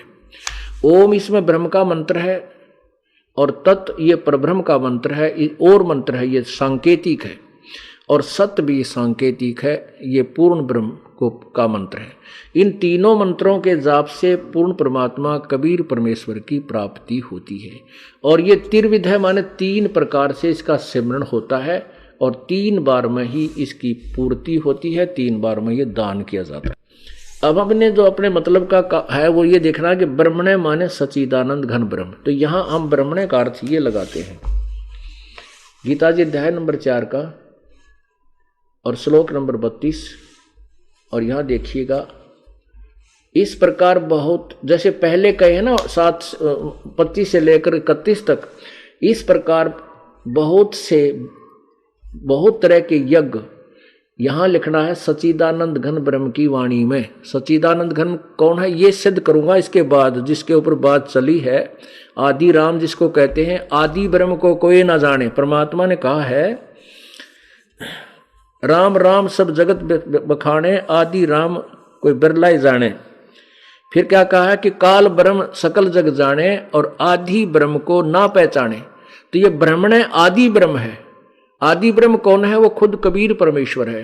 वही आकर के अपनी महिमा आप आरती आप साजे, आप किंगर आप बाजे, आप ताल झाल झनकारा, आप नचे अब देखण हारा। कह कबीर ऐसी आरती गाऊं, आप मध्य आप समाऊं। तो परमात्मा ने अपना ज्ञान आप ही बताना पड़ा, क्योंकि सब अपरिचित थे।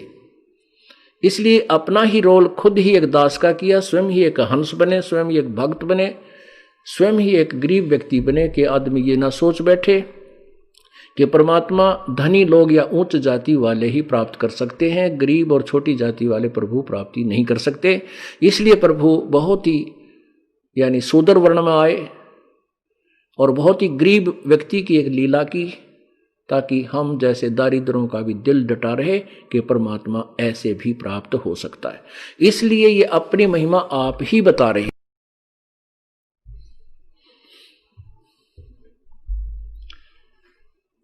परमात्मा कह रहे अकाल पुरुष काहू नहीं चीना, काल पाए सभी गह लीना। और काल ब्रह्म काल सकल जग जाने। इस ब्रह्म को तो किससे पर पूछ ले, ऋषिक मह ऋषिक नकली सकली सब कहेंगे हाँ ब्रह्म ही पूर्ण परमात्मा नहीं, आदि ब्रह्म। जो इसमें लिखा सच्चिदानंद घन ब्रह्म, यानी सच्चिदानंद घन परमात्मा यानी पूर्ण ब्रह्म। उसी को सिद्ध करने के लिए आगे जो अभी भूमिका बन रही है, इस आदि ब्रह्म को सिद्ध करने के लिए। तो यहां यही बताया है कि ये ब्रह्मण यानी पूर्ण परमात्मा की वाणी में, अर्थात उनके द्वारा उनके मुखारविंद से उच्चारित उस तत्व ज्ञान में लिखे हैं।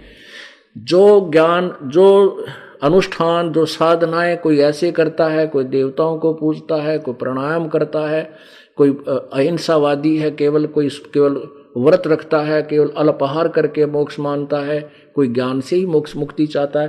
परमात्मा कहते हैं ये ज्ञान सभी जो अपनी साधना करते हैं उसको मोक्षदायक मानकर ही करते हैं। यदि उनको ये पता हो ये मोक्षदायक नहीं तो कोई ना करे उसको। तो कहते हैं ये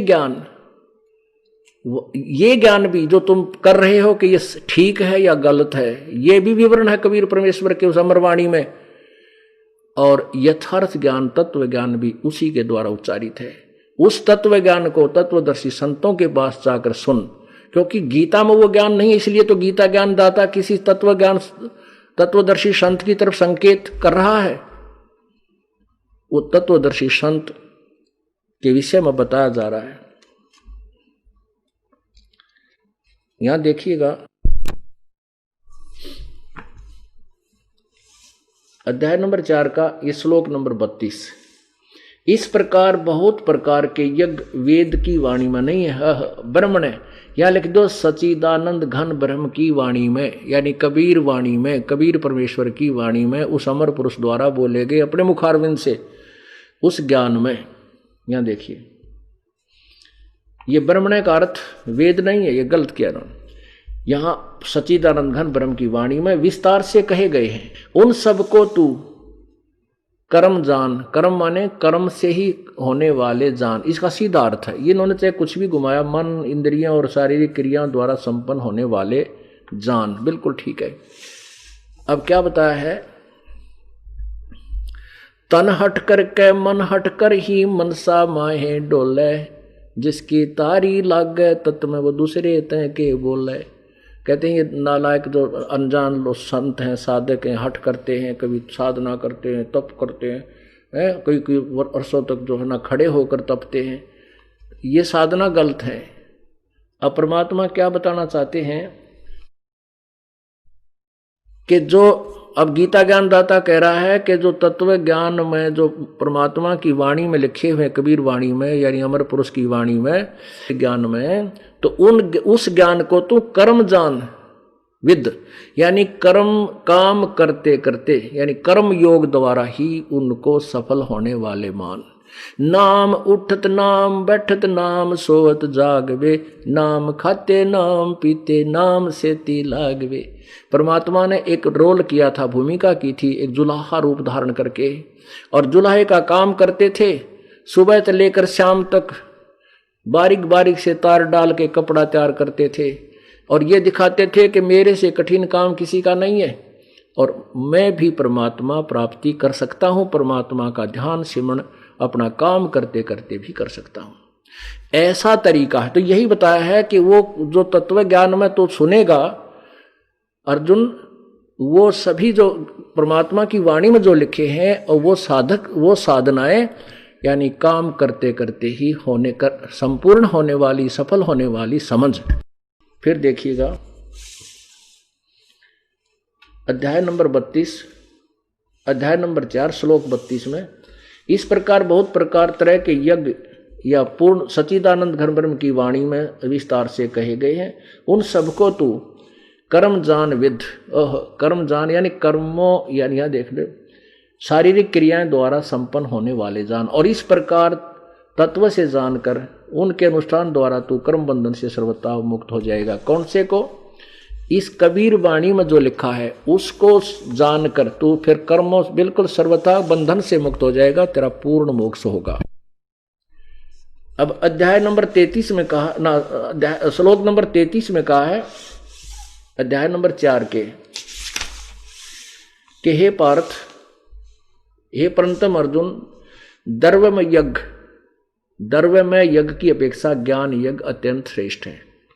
अब द्रव्य यज्ञ कौन सी होती है? जो धन से पूर्ण होती है। जैसे सेठ लोग हैं, कोई भंडारा कर देता है, किधर कोई धर्मशाला, कोई गौशाला, कोई चौपाल बनवा देते हैं। कहते हैं ये ऐसे मनमुखी तरह से दान करने से, कोई भंडारा करता है, कोई गरीबों में कपड़े बांट देता है। परमात्मा कहते हैं कि ये जो ज्ञान है, जो साधना करते हो तुम धन से, इसके जो है ना बजाय तुम जो है तत्व ज्ञान को समझ एक बार, और फिर धर्म कर। वो ज्ञान यज्ञ श्रेष्ठ है। ज्ञान यज्ञ का अर्थ है कि उससे पहले आपको पता चलेगा कौन तो भगवान है, और जो साधना तुम कर रहे हो वह ठीक भी है कि नहीं है। जैसे आपने अपने स्वदेश जाना, अपने घर को जाना है, यहाँ बरवाला आश्रम हिसार से, और आपने जाना कुरुक्षेत्र, आप चल पड़े सिरसा की तरफ, तो कहते पहले अपने मैप ने देख, अपने ज्ञान को समझ, तू जा की तरह है, तूने जाना कहाँ है, उसके बाद फिर प्रस्थान कर। मना नहीं किया कि धर्म ना कर, तू ये भंडारे ना कर, लेकिन ज्ञान यज्ञ श्रेष्ठ है, इसलिए कि पहले ज्ञान समझ। अब देखिए, हे परंतम अर्जुन, अध्याय नंबर 4 का ये श्लोक नंबर ये 34 है, ये 33 सुना रहा हूं। अर्जुन, द्रव्य में यज्ञ की अपेक्षा ज्ञान यज्ञ अत्यंत श्रेष्ठ है। यावन मात्र संपूर्ण कर्म ज्ञान में समाप्त हो जाते हैं। जो कर्म माने संपूर्ण कर्म, जो भी क्रियाएं, जो साधनाएं, जो धार्मिक कर्म तुम कर रहे हो, ज्ञान में ही से, तत्व ज्ञान से सुलझेंगे, और वो सच्चिदानंद घन परम की वाणी में उनका विस्तार से विवरण है। उस तत्व ज्ञान, वो तत्व ज्ञान है। तो अब 34वें श्लोक में कहा कि उस तत्व ज्ञान को तू तत्वदर्शी संतों के पास जाकर समझ। अध्याय नंबर 4 का जो दास सुनाना चाहता था, 34वें श्लोक को समझाने के लिए आपको ये भूमिका सुनाई है, बनाई है। अध्याय नंबर 4 का श्लोक 34 है। उस ज्ञान को जो अभी तक ये दास आपको बता रहा, पढ़ा रहा था, उस ज्ञान को, कबीर परमेश्वर के ज्ञान को, परमात्मा के मुखारविंद से उच्चारित वाणी को, उस तत्व ज्ञान को तू तत्वदर्शी ज्ञानियों के पास जाकर समझ। उनको भली भांति दंडवत प्रणाम करने से, उनकी सेवा करने से, कपट छोड़कर सरलता पूर्वक प्रश्न करने से, वे परमात्म तत्व को भली भांति जानने वाले ज्ञानी महात्मा तुझे तत्व ज्ञान का उपदेश करेंगे। एक बात तो यह सिद्ध होगी कि गीता ज्ञान से अतिरिक्त कोई और ज्ञान है जो पूर्ण परमात्मा के द्वारा अपने मुखारविंद से, अपनी वाणी से उच्चारित है। वो ज्ञान कौन है, और वो परमात्मा सच्चिदानंद घन ब्रह्म कौन है, आदि ब्रह्म कौन है, इसी को सिद्ध करने के लिए, यही इसी की पहचान कराने के लिए आपके समक्ष ये ढेर सारे प्रूफ दिए जा रहे हैं। अब वो तत्व ज्ञान को किसके पास? तत्वदर्शी संतों के पास जाकर समझ। वो तत्वदर्शी संत कैसा है, उसकी पहचान क्या है, यह भी गीता जी में बताया है 15वें अध्याय के प्रथम ही मंत्र में। उसमें बताया कि उल्टा लटका हुआ संसार रूपी वृक्ष है, और जो संत इसके सभी अंगों सहित, जो संत इस उल्टे लटके हुए संसार रूपी वृक्ष के सर्वांग सहित बतावे, ये संसार रूपी उल्टा लटका हुआ वृक्ष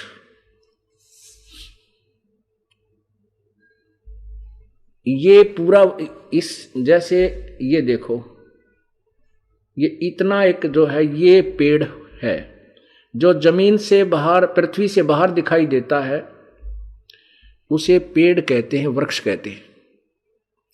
उसमें ये तना क्या है, ये डार कौन है और ये शाखा कौन है?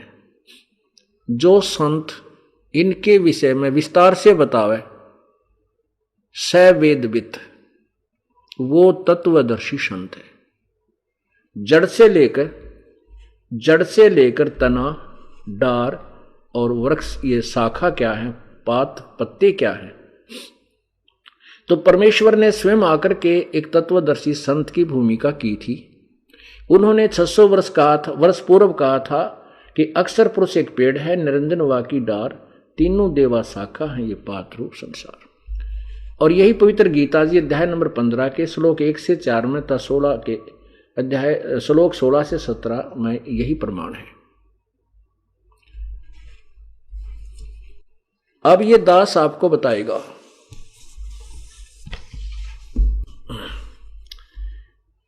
देखिएगा, अथ पंचदशो अध्याय 15वां अध्याय है। ऊर्ध्व मूलम अधः शाखम अश्वत्थम प्राहु अवय छंदासी यस्य प्रणानी ये तम वेद स वेदवित्। इसका क्या अर्थ है? गीता ज्ञान दाता तत्वदर्शी संत की पहचान बता रहा है। ऊर्ध्व मूलम अधः शाखम, ऊपर को जड़ वाला, नीचे को तीनों गुण रूपी रजगुण ब्रह्मा, सतगुण विष्णु, तमगुण शिवजी रूपी शाखा वाला ये उल्टा लटका हुआ संसार रूपी वृक्ष है। और छंदासी यस्य पर्णानी, छंद का अर्थ होता है अलग अलग टुकड़े, इसके विभागों को और पत्तों सहित यह वेद जो जानता है, स वेदवित्। स वेदवित्, वेदवित् माने वेद के तात्पर्य को जानने वाला, यानी वो ज्ञान से पूर्ण परिचित है, वो वास्तविक में तत्वदर्शी संत है। अब देखिएगा, इन्हीं के द्वारा अनुवादित ऊर्ध्व मूलम अधः शाखम अश्वत्थम प्राहु अवम छंदासी यस्य प्रणाने ये तम वेद, जो उस सारे उल्टे लटके संसार रूपी वृक्ष को जानता है, स वेदवित्, वह वेद के तात्पर्य को जानने वाला है, वह वेद वेता है, वो तत्वदर्शी संत है। ये देखिए, इन्हीं का अनुवाद पढ़िए पहले। आदि पुरुष परमेश्वर रूप मूल वाले, यहां तक तो ये सही बोले हैं। आदि पुरुष परमेश्वर तो मूल है इस उल्टे लटके हुए संसार रूपी वृक्ष की। देखिएगा, ये जड़ जो है ये पूर्ण परमात्मा है, आदि ब्रह्म है, आदि पुरुष परमेश्वर मूल वाले, यानी संसार रूपी वृक्ष की जड़ तो पूर्ण परमात्मा है, ये कबीर परमेश्वर है। और अधः शाखम, नीचे को ये शाखा है। गीता ज्ञान दाता ने केवल इतना ही बताया है कि ऊपर को मूल जो ऊपर को जड़ है वो तो पूर्ण परमात्मा समझो इस संसार रूपी वृक्ष की, और नीचे ने तीनों गुण रूप शाखा है। और जो इसको तत्व से बता देगा, पूरे विस्तार सहित सर्वांग सहित बताएगा, स वेदवित्, वो तत्वदर्शी संत है। देखिएगा, गीता जी अध्याय नंबर ये 15 है और श्लोक नंबर 1। आदि पुरुष परमेश्वर रूप मूल वाले, इन्होंने अधः शाखम का अर्थ कर दिया ब्रह्मा मुख रूप मुख शाखा वाले, नहीं, मुख्य शाखा वाले नहीं। अब देखो, अधः शाखा माने शाखा ठीक है, अधे का अर्थ गलत किया इन्होंने, ब्रह्मा कर दिया, ब्रह्मा का मुख कर दिया। नहीं, ये देखो इन्हीं की भाषा में अधे माने नीचे, अधे माने नीचे, अधे का अर्थ नीचे है। यहां देखिएगा, अधे नीचे को शाखा वाले, बस ऊपर को आदि पुरुष परमेश्वर मूल, यानी जड़ तो ऊपर है इसकी, ऊर्ध्व मूलम ऊपर को, और नीचे को शाखा वाले। इस संसार रूपी पीपल के वृक्ष को अविनाशी कहते हैं।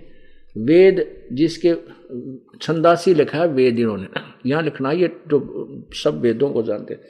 चलो फिर भी इन्हीं के अनुसार उस संसार रूप वृक्ष को जो पुरुष, जो व्यक्ति मूल सहित, यानी जड़ से लेकर पत्तों तक बताता है, तत्व से जानता है, सह वह माने वह, स माने वह, वेदवित माने वेद के तात्पर्य को जानने वाला है। स वेदवित वह तत्वदर्शी संत है। तत्वदर्शी संत की भूमिका भी परमेश्वर ने स्वयं ही आकर की थी। अब हमने जहां पर से स्टार्ट हुए थे, अब वहीं आते हैं। कहां से स्टार्ट हुए थे? परमेश्वर की अमर वाणी से। गीता जी अध्याय नंबर 4 के श्लोक 32 में जो कहा है कि उस परमेश्वर की मुख उस सच्चिदानंद घन ब्रह्म की वाणी में जो विस्तार से ज्ञान दिया है वो तत्वदर्शी संत बताएगा, उससे उसके पास जाकर समझ। अब ये दास आपको तुलना कर रहा है कि वेद और गीता कबीर परमेश्वर का समर्थन कर रहे हैं, उसके ज्ञान का समर्थन कर रहे हैं, और वो ज्ञान आपको बोलकर सुना रहा है ये दास, और फिर प्रमाण कर रहा है इस सदग्रंथों से, जिससे पुण्यात्मा जो अभी तक भ्रमित थी वो तुरंत समझ जाएंगी। एकदम सक्रिय माइंड के घूम जाएंगे, तुम कहाँ भटक रहे थे, वस्तु कहाँ खोजे, वस्तु कहाँ ढूंढे कहाँ, और किस विध लागे हाथ, एक पलक में पाई ये भेदी ले ले साथ।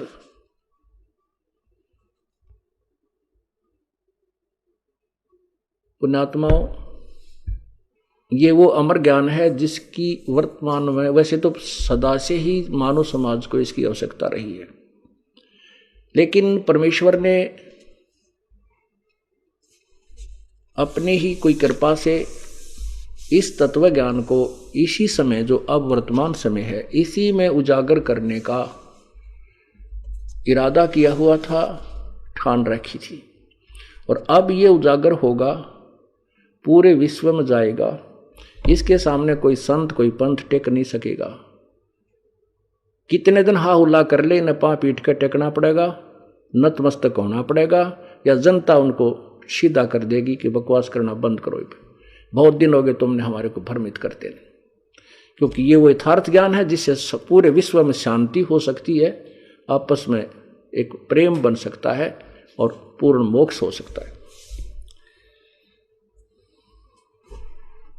अब कहां से प्रसंग चला था, फिर वहीं शुरू होते हैं।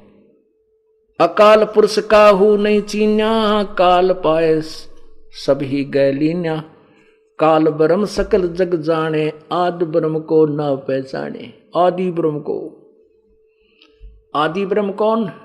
वो पूर्ण परमात्मा जो सदा सनातन ब्रह्म, सनातन माने सदा का, जो सबसे पूर्व का प्रभु, वो कबीर परमेश्वर है। परमात्मा ने स्वयं कहा है कबीर साहब ना आकर के,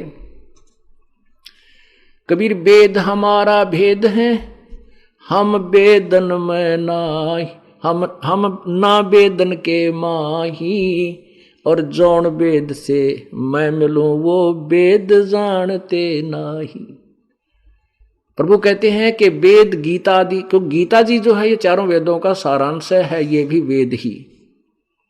वेद हमारा भेद है, और मैं ना वेदन के माही, यानी मेरे पाने की विधि वेदों में नहीं है, लेकिन वेद मेरी ही महिमा कर रहे हैं, वो पूर्ण परमात्मा के।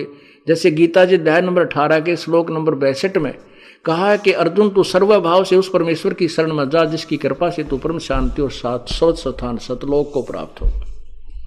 ये देखिएगा श्रीमद् भगवत गीता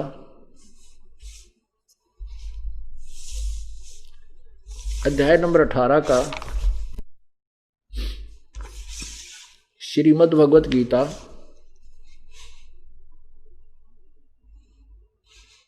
18 का श्लोक नंबर 62। हे भारत, सब प्रकार से उस परमेश्वर की शरण में जा, उस परमेश्वर की कृपा से ही तू परम शांति और शाश्वतम स्थानम सनातन परम धाम यानी सतलोक को प्राप्त होगा। इससे क्या सिद्ध हुआ कि गीता ज्ञान दाता ब्रह्म है, ज्योति निरंजन है, और ये किसी और परमेश्वर पूर्ण ब्रह्म सनातन परमधाम को प्राप्त, जो सनातन परमधाम में परमात्मा रहता है, उसको उसकी प्राप्ति के लिए ही कह रहा है।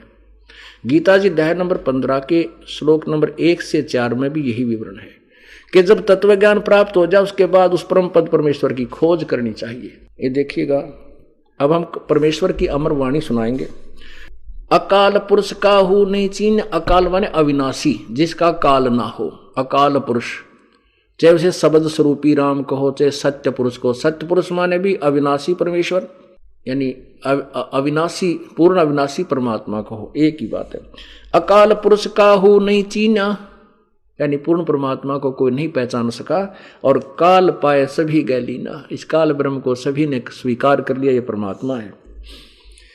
काल ब्रह्म सकल जग जाने, आदि ब्रह्म को ना पहचाने। तीन देव और अवतारा, ताको भजे सकल संसारा। इन तीन देवता ब्रह्मा विष्णु महेश और इनने के अवतारों को सारा संसार इनकी पूजा में लगा हुआ है। तीन गुणों का यह विस्तारा, धर्मदास मैं कहूं पुकारा। ये तीन गुण, रजगुण ब्रह्मा, सतगुण विष्णु, तमगुण शिव जी का ही ये विस्तार चलाया हुआ है काल के लोक में। और सुन ले धर्मदास, मैं तुझे विस्तार से बताता हूं। परमेश्वर कहते हैं, गुण तीनों की भक्ति में ये भूल पड़ो संसारे, कह कबीर निज नाम बिना ये कैसे उतरे पारे। तीन गुणों की भक्ति में, रजगुण ब्रह्मा, सतगुण विष्णु, तमगुण शिव जी की साधना में पूरा संसार भ्रमित है। और कह कबीर निज नाम बिना यानी सत्य नाम बिना। ये सतनाम, सतनाम ऐसे जाप नहीं होता। सतनाम का अर्थ है सच्चा नाम, दो अक्षर का होता है, जिसमें एक ओम मंत्र है, दूसरा तत्व है जो संकेत, ये सांकेतिक है, जो ये दास केवल उपदेशी को बताएगा। और सत्य वो सार शब्द है, सार नाम है, जो इस सतनाम के बाद आपको दिया जाएगा। केवल सतनाम से भी मोक्ष नहीं है जब तक सार नाम आपको नहीं मिलेगा। ओम तत् सत इति निर्देश है ब्रह्मण त्रिविध समर्थ है। गीता भी संकेत दे रही है, यथार्थ ज्ञान नहीं है। इसलिए कहा कि पूर्ण संत की शरण खोज कर, तत्वदर्शी संत की खोज कर, फिर वो बताएगा तुझे पूरी विधि और पूरा ज्ञान। अब जहां से हम चले थे वहीं आते हैं। परमात्मा के तत्व ज्ञान से इस प्राणी को ये दृढ़ निश्चय हो जाएगा कि यहां जो संपत्ति और तुम व्यवस्था में लगा हुआ है यह तेरी नहीं है। सर्व सोने की लंका होती रावण से रणधीरम, एक पलक में राज विराजी जम के पड़े जंजीरम। कहते हैं या माया अपनी नहीं, या माया अपनी कहे समझत नहीं गंवारे, रति कंचन पाया नहीं रावण चलती बारे।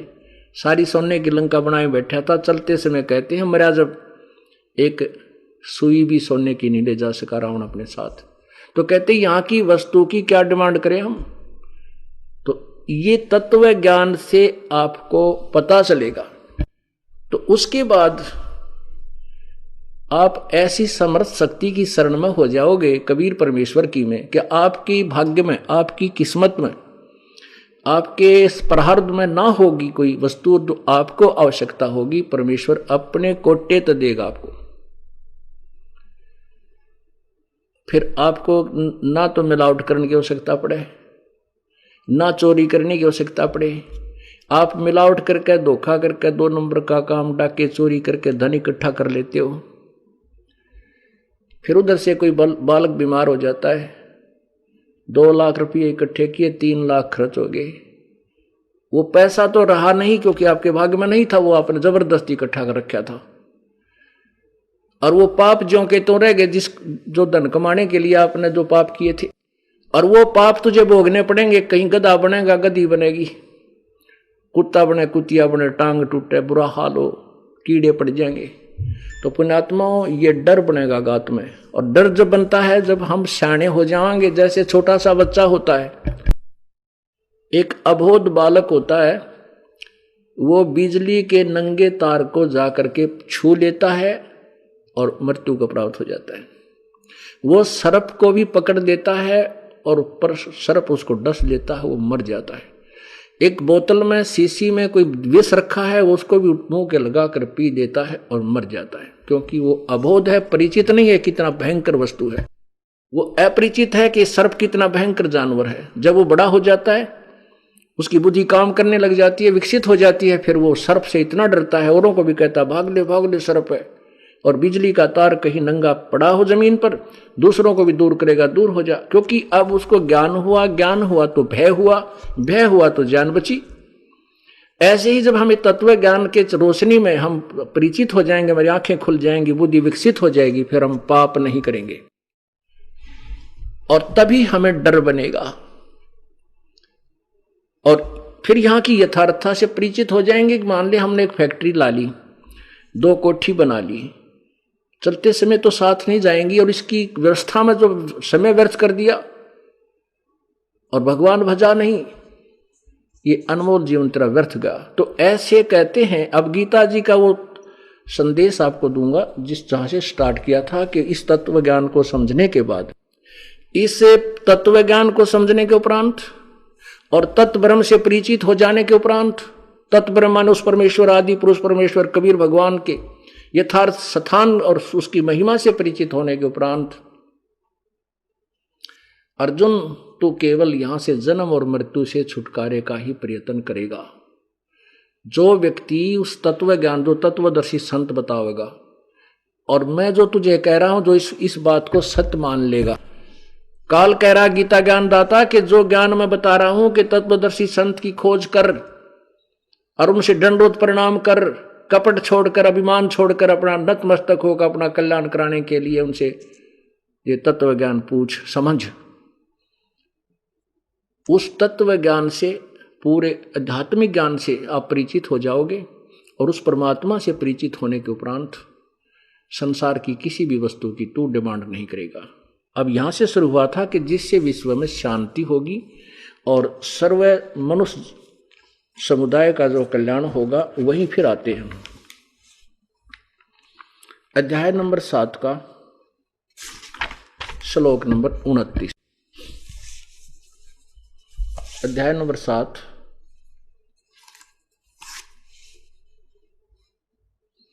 और श्लोक नंबर 29।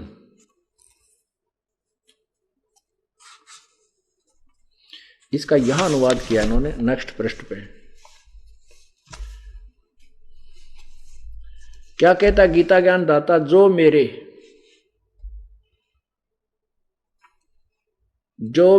शरण होकर, जो मेरे शरण होकर मम आश्रित है, मैं जो ज्ञान दे रहा हूं जो इस पर आधारित हो जाएगा, जरा और मोक्ष से छूटने के लिए प्रयत्न करते हैं, वे पुरुष तत् ब्रह्म, देखो संस्कृत साथ समझिए, तत् उस ब्रह्म को यानी परमात्मा को, तत् ब्रह्म, इसको याद रखना, तत् ब्रह्म को। यो अभी नेक्स्ट इस 8वें अध्याय के प्रथम मंत्र में आपका काम आओगा।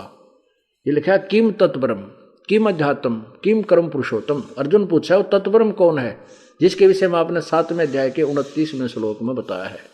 ये अध्याय नंबर 7 का 29वां श्लोक है।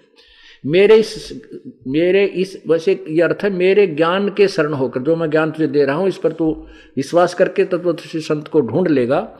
जो मेरे शरण होकर जरा और मोक्ष मरण से छूटने के लिए यत्न करते हैं, वे उस तत्ब्रह्म को और संपूर्ण अध्यात्म को, यानी पूरे आध्यात्मिक ज्ञान को तथा संपूर्ण कर्मों को जानते हैं। क्या अर्थ है? गीता ज्ञानदाता क्या कह रहा है कि जो मैं तुझे बता रहा हूं अर्जुन, क्योंकि पहला, दूसरा, तीसरा, चौथा, पांचवा, छठा, अब 7वें अध्याय में आ लिया वो कहता हुआ कि जो मैं तुझे ज्ञान बता चुका हूं इस पर जो आश्रित हो जाएगा, मेरी इस बात को मान लेगा, और उसके बाद जो वो फिर क्या करेगा, जन्म और मृत्यु से छूटने का ही प्रयत्न करता है। तो कौन होता है वो उस संपूर्ण उस तत्ब्रह्म से परिचित हो चुका है, आदि ब्रह्म से, तत्ब्रह्म से और संपूर्ण आध्यात्मिक ज्ञान से और सभी पाप और पुण्य रूपी कर्मों के फलों से परिचित हो चुका होता है। वही यहां से जन्म और मरण की छूटने का प्रयत्न करता है और किसी वस्तु की डिमांड नहीं करता। अब 8वें अध्याय के प्रथम श्लोक में अर्जुन ने पूछा, फिर परमात्मा कौन है वो तत्ब्रह्म जो तेरे से भी न्यारा है, किम तत्ब्रह्म, ये देखना। अध्याय नंबर 8 का 8वां अध्याय प्रथम ही मंत्र में अर्जुन ने पूछा, किम तत्ब्रह्म किम अध्यात्म किम कर्म पुरुषोत्तम अधिभूतम च किम प्रोक्तम अधिदेवम किम उच्यते। अब इसमें प्रश्न किया है कि हे पुरुषोत्तम, तत्ब्रह्म वह ब्रह्म क्या है जो यहां कहा था कि तत्ब्रह्म 7वें अध्याय 29 तत्ब्रह्म, उस ब्रह्म को, संपूर्ण अध्यात्म को, संपूर्ण कर्मों को जानते हैं, जो जरा और मरण से छूटने के जो प्रयत्न करते हैं वे पुरुष, वे व्यक्ति उस ब्रह्म को और सारे अध्यात्म को, सारे कर्मों से परिचित है। तो यहां पूछा है कि किम तत्ब्रह्म, वह पुरुषोत्तम वह ब्रह्म क्या है। इसका उत्तर गीता ज्ञान दाता ने अध्याय नंबर 8 के ही मंत्र नंबर 3 में दिया है। परम अक्षर ब्रह्म है, क्योंकि यहां तक तो अर्जुन बोल रहा है, तीसरे में उत्तर दिया श्री भगवान वाच परम अक्षर ब्रह्म है, वह परम अक्षर ब्रह्म है। यानी अक्षर माने वैसे अविनाशी होता है, अक्षर का अर्थ अविनाशी होता है, लेकिन गीता जी अध्याय नंबर 15 के श्लोक नंबर 16 और 17 में ये तो निर्णय दिया है कि इस ब्रह्म परब्रह्म को भी अक्षर पुरुष कहते हैं, लेकिन ये वास्तव में अविनाशी नहीं है। जैसे परमेश्वर ने कहा है, अक्षर पुरुष एक पेड़ है, निरंजन वाकी डार और तीनों देवा शाखा है, ये पात रूप संसार। अक्षर माने जिसका नाश ना हो, लेकिन कहते हैं परम अक्षर ब्रह्म क्यों शब्द प्रयोग करना पड़ा, क्योंकि अक्षर ब्रह्म, अक्षर जो है, अक्षर ब्रह्म है, ये भी नाशवान है, लेकिन इसकी मृत्यु बहुत लंबे चौड़े समय में होती है। जैसे एक तो मिट्टी का कप है, ये प्याला सफेद रंग का, और एक स्टील का बना हो कप प्याला, तो इन दोनों में की तुलना में स्टील वाला ज्यादा स्थायी है, लेकिन स्टील को भी कभी समय आने पर जंग लगेगा और ये नष्ट हो जाएगी, समय बहुत लगेगा। लेकिन वो सफेद कप का प्याला तो पड़ती टूट जाए, सफेद रंग का, तो अंडरस्टूड है कि ये तो बिल्कुल नाशवान है। ऐसे ब्रह्म और ब्रह्म के यानी क्षर पुरुष और उसके प्राणी, इनका तो ऐसी स्थिति जानो। और अक्षर पुरुष यानी परब्रह्म जिसको कहते हैं, वो स्टील का कप जानो, लेकिन वो भी नाश होता है। और तीसरा परम अक्षर ब्रह्म, वास्तव में अविनाशी परमात्मा जिसका कभी नाश नहीं होता, उसको सोने से निर्मित कप जानो, उसकी शरीर की स्थिति ऐसी जानो। अब 15वें अध्याय का आपको 16-17 श्लोक सुनाते हैं। पुण्यात्माओं, आपको ऐसा कंठस्थ करा दूंगा इस ज्ञान को, आप रह नहीं सकते इसको आगे उगले बिना, क्योंकि एक ऐसा मार्ग है जो प्रत्येक प्राणी को इसकी आवश्यकता है। सभी भटक रहे हैं, कोई मंदिर में, कोई मस्जिद में, कोई गुरुद्वारे में, कोई कहीं चर्च बना के, कोई नकली गुरुओं के पास धक्के खा के अपने इस अनमोल मनुष्य जीवन को बर्बाद कर रहे हैं। और ऐसा रोशनी होने के बाद, ऐसा खजाना मिलने के बाद कोई ऐसा मूर्ख नहीं है जो पीछे रह जाएगा, और पीछे रहेगा वो महामूर्ख ही है। अब इस ज्ञान को जो नहीं ग्रहण करेगा, कल्याण नहीं करवाता, फिर भक्ति नहीं चाहता, वो बकवादी आदमी है, उसको ईश्वर की आवश्यकता ही नहीं है। अब देखना गीता जी अध्याय नंबर 15 का श्लोक नंबर 16 और 17 आपको दिखाते हैं। ये देखिएगा अध्याय नंबर 15 श्लोक नंबर 16। इसकी संस्कृत भी पढ़ेंगे क्योंकि हमें अक्षर ज्ञान है। अब लाभ हो गया हमें, पिछली पीढ़ी है प्रभु की। द्वौ इमौ पुरुषौ लोके क्षर च अक्षर। संस्कृत समझिएगा, हिंदी ये क्योंकि देवनागरी लिपि है। द्वौ इमौ पुरुषौ लोके क्षर च अक्षर एवं च एव च क्षर अक्षरवाणी भूतानी कुटस्थ अक्षर उच्यते। अब इसका अनुवाद करते समय हम क्या करते हैं कि क्षर, ये पुरुषो है ना, क्षर पुरुष और अक्षर पुरुष, इसको दोनों के साथ लगा सकते हैं। द्वौ इमौ, इस लोक में, द्वौ इमौ लोके, इस लोक में दो प्रकार के पुरुष माने प्रभु हैं, एक क्षर पुरुष एक अक्षर पुरुष। यहां देखो, इन्हीं का अनुवाद देखिएगा। इस संसार में नाशवान, क्षर माने नाशवान, अक्षर माने अविनाशी। नाशवान और अविनाशी भी दो प्रकार के पुरुष यानी भगवान है। इन्होंने पुरुष ही लिख दिया, यहां लिखना था दो प्रकार के भगवान हैं, प्रभु हैं। संपूर्ण प्राणियों के शरीर नाशवान और जीवात्मा अविनाशी कहा है। अब देखो, गीता जी अध्याय नंबर 15 का श्लोक नंबर 16 आपको दिखाया और पढ़ाया और पढ़ा। इसमें दो प्रभु बताए, एक क्षर माने नाशवान, अक्षर माने अविनाशी। दो प्रकार के भगवान कहे जाते हैं। अब ये तो और कहा कि इन दोनों में इनके शरीर तो नाशवान है और जीवात्मा अविनाशी है। जीवात्मा तो अविनाशी है ही, लेकिन ऊपर का कवर जो है ये नाशवान है, अर्थात क्षर पुरुष भी नाशवान है, अक्षर पुरुष यानी वहां का अक्षर पुरुष भगवान परब्रह्म भी नाशवान है। अब 17वें श्लोक में स्पष्ट कर दिया है कि इन दोनों से भी न्यारा कोई और परमात्मा है, वो पुरुषोत्तम है जो वास्तव में अविनाशी है, परम अक्षर ब्रह्म। गीता जी अध्याय नंबर 8 के श्लोक नंबर 1 और 3 और 7 के 29 से संबंधित है ये, और गीता जी अध्याय नंबर 15 के श्लोक नंबर 1 से 4 से संबंधित है ये पूरा ज्ञान। क्योंकि आदि पुरुष का प्रमाण दिया जा रहा है कि जो सदग्रंथों में विद्यमान है उसकी महिमा संकेत है, लेकिन उससे न गीता के पढ़ने वाले हिंदू लोग परिचित हैं, और ये दास उसको उन्हीं के समक्ष उसी को सदग्रंथ को पेश कर रहा है। अब देखना 15वें अध्याय के 17वें श्लोक में, श्लोक नंबर 17 में।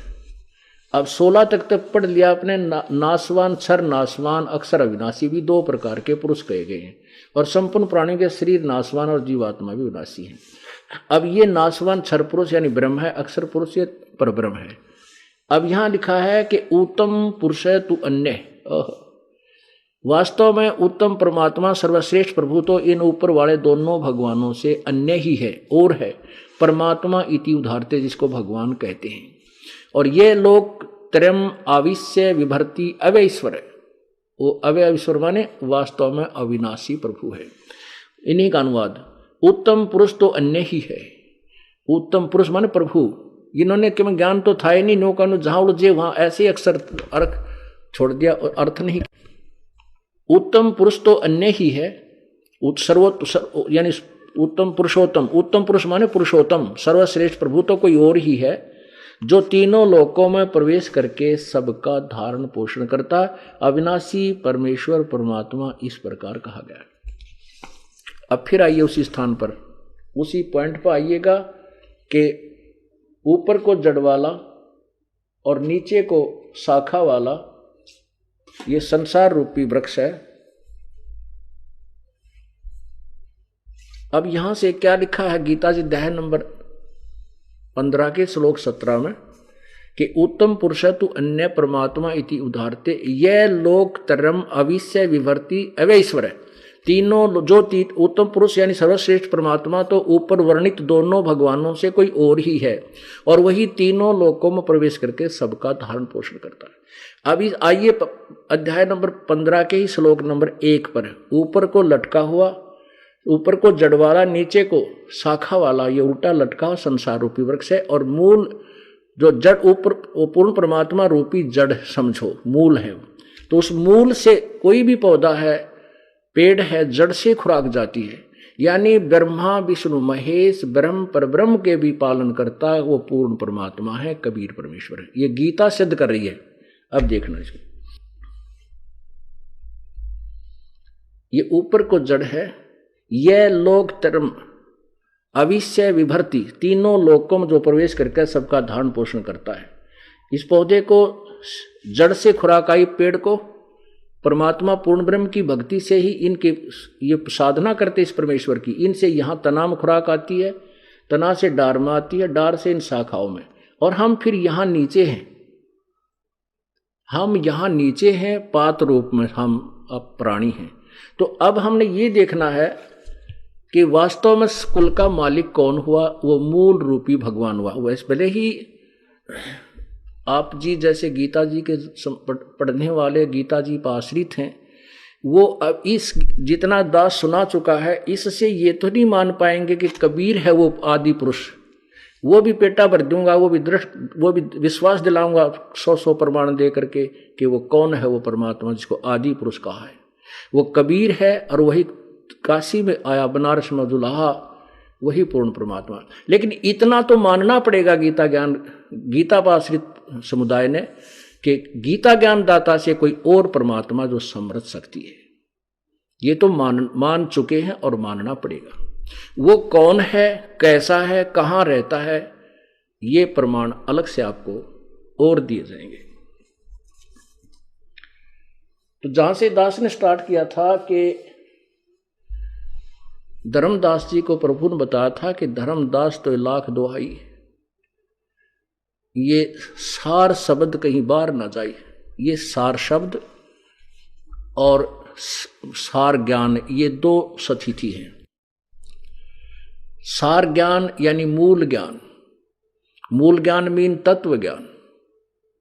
कहा था कि कहीं बाहर ना जावे, अभी नहीं बताना किसी को, समय आएगा जब बीचली पीढ़ी आएगी, उस समय इस ज्ञान का ढंडोरा पीटेंगे और जन साधारण तक बताएंगे। यदि आपने अभी इसका विस्तार खोल दिया, धर्मदास जी ने अपने भी वंशजों को भी ये ज्ञान नहीं दिया, यथार्थ मंत्र नहीं दिया जो 3 मंत्र का है, ओम तत्सत।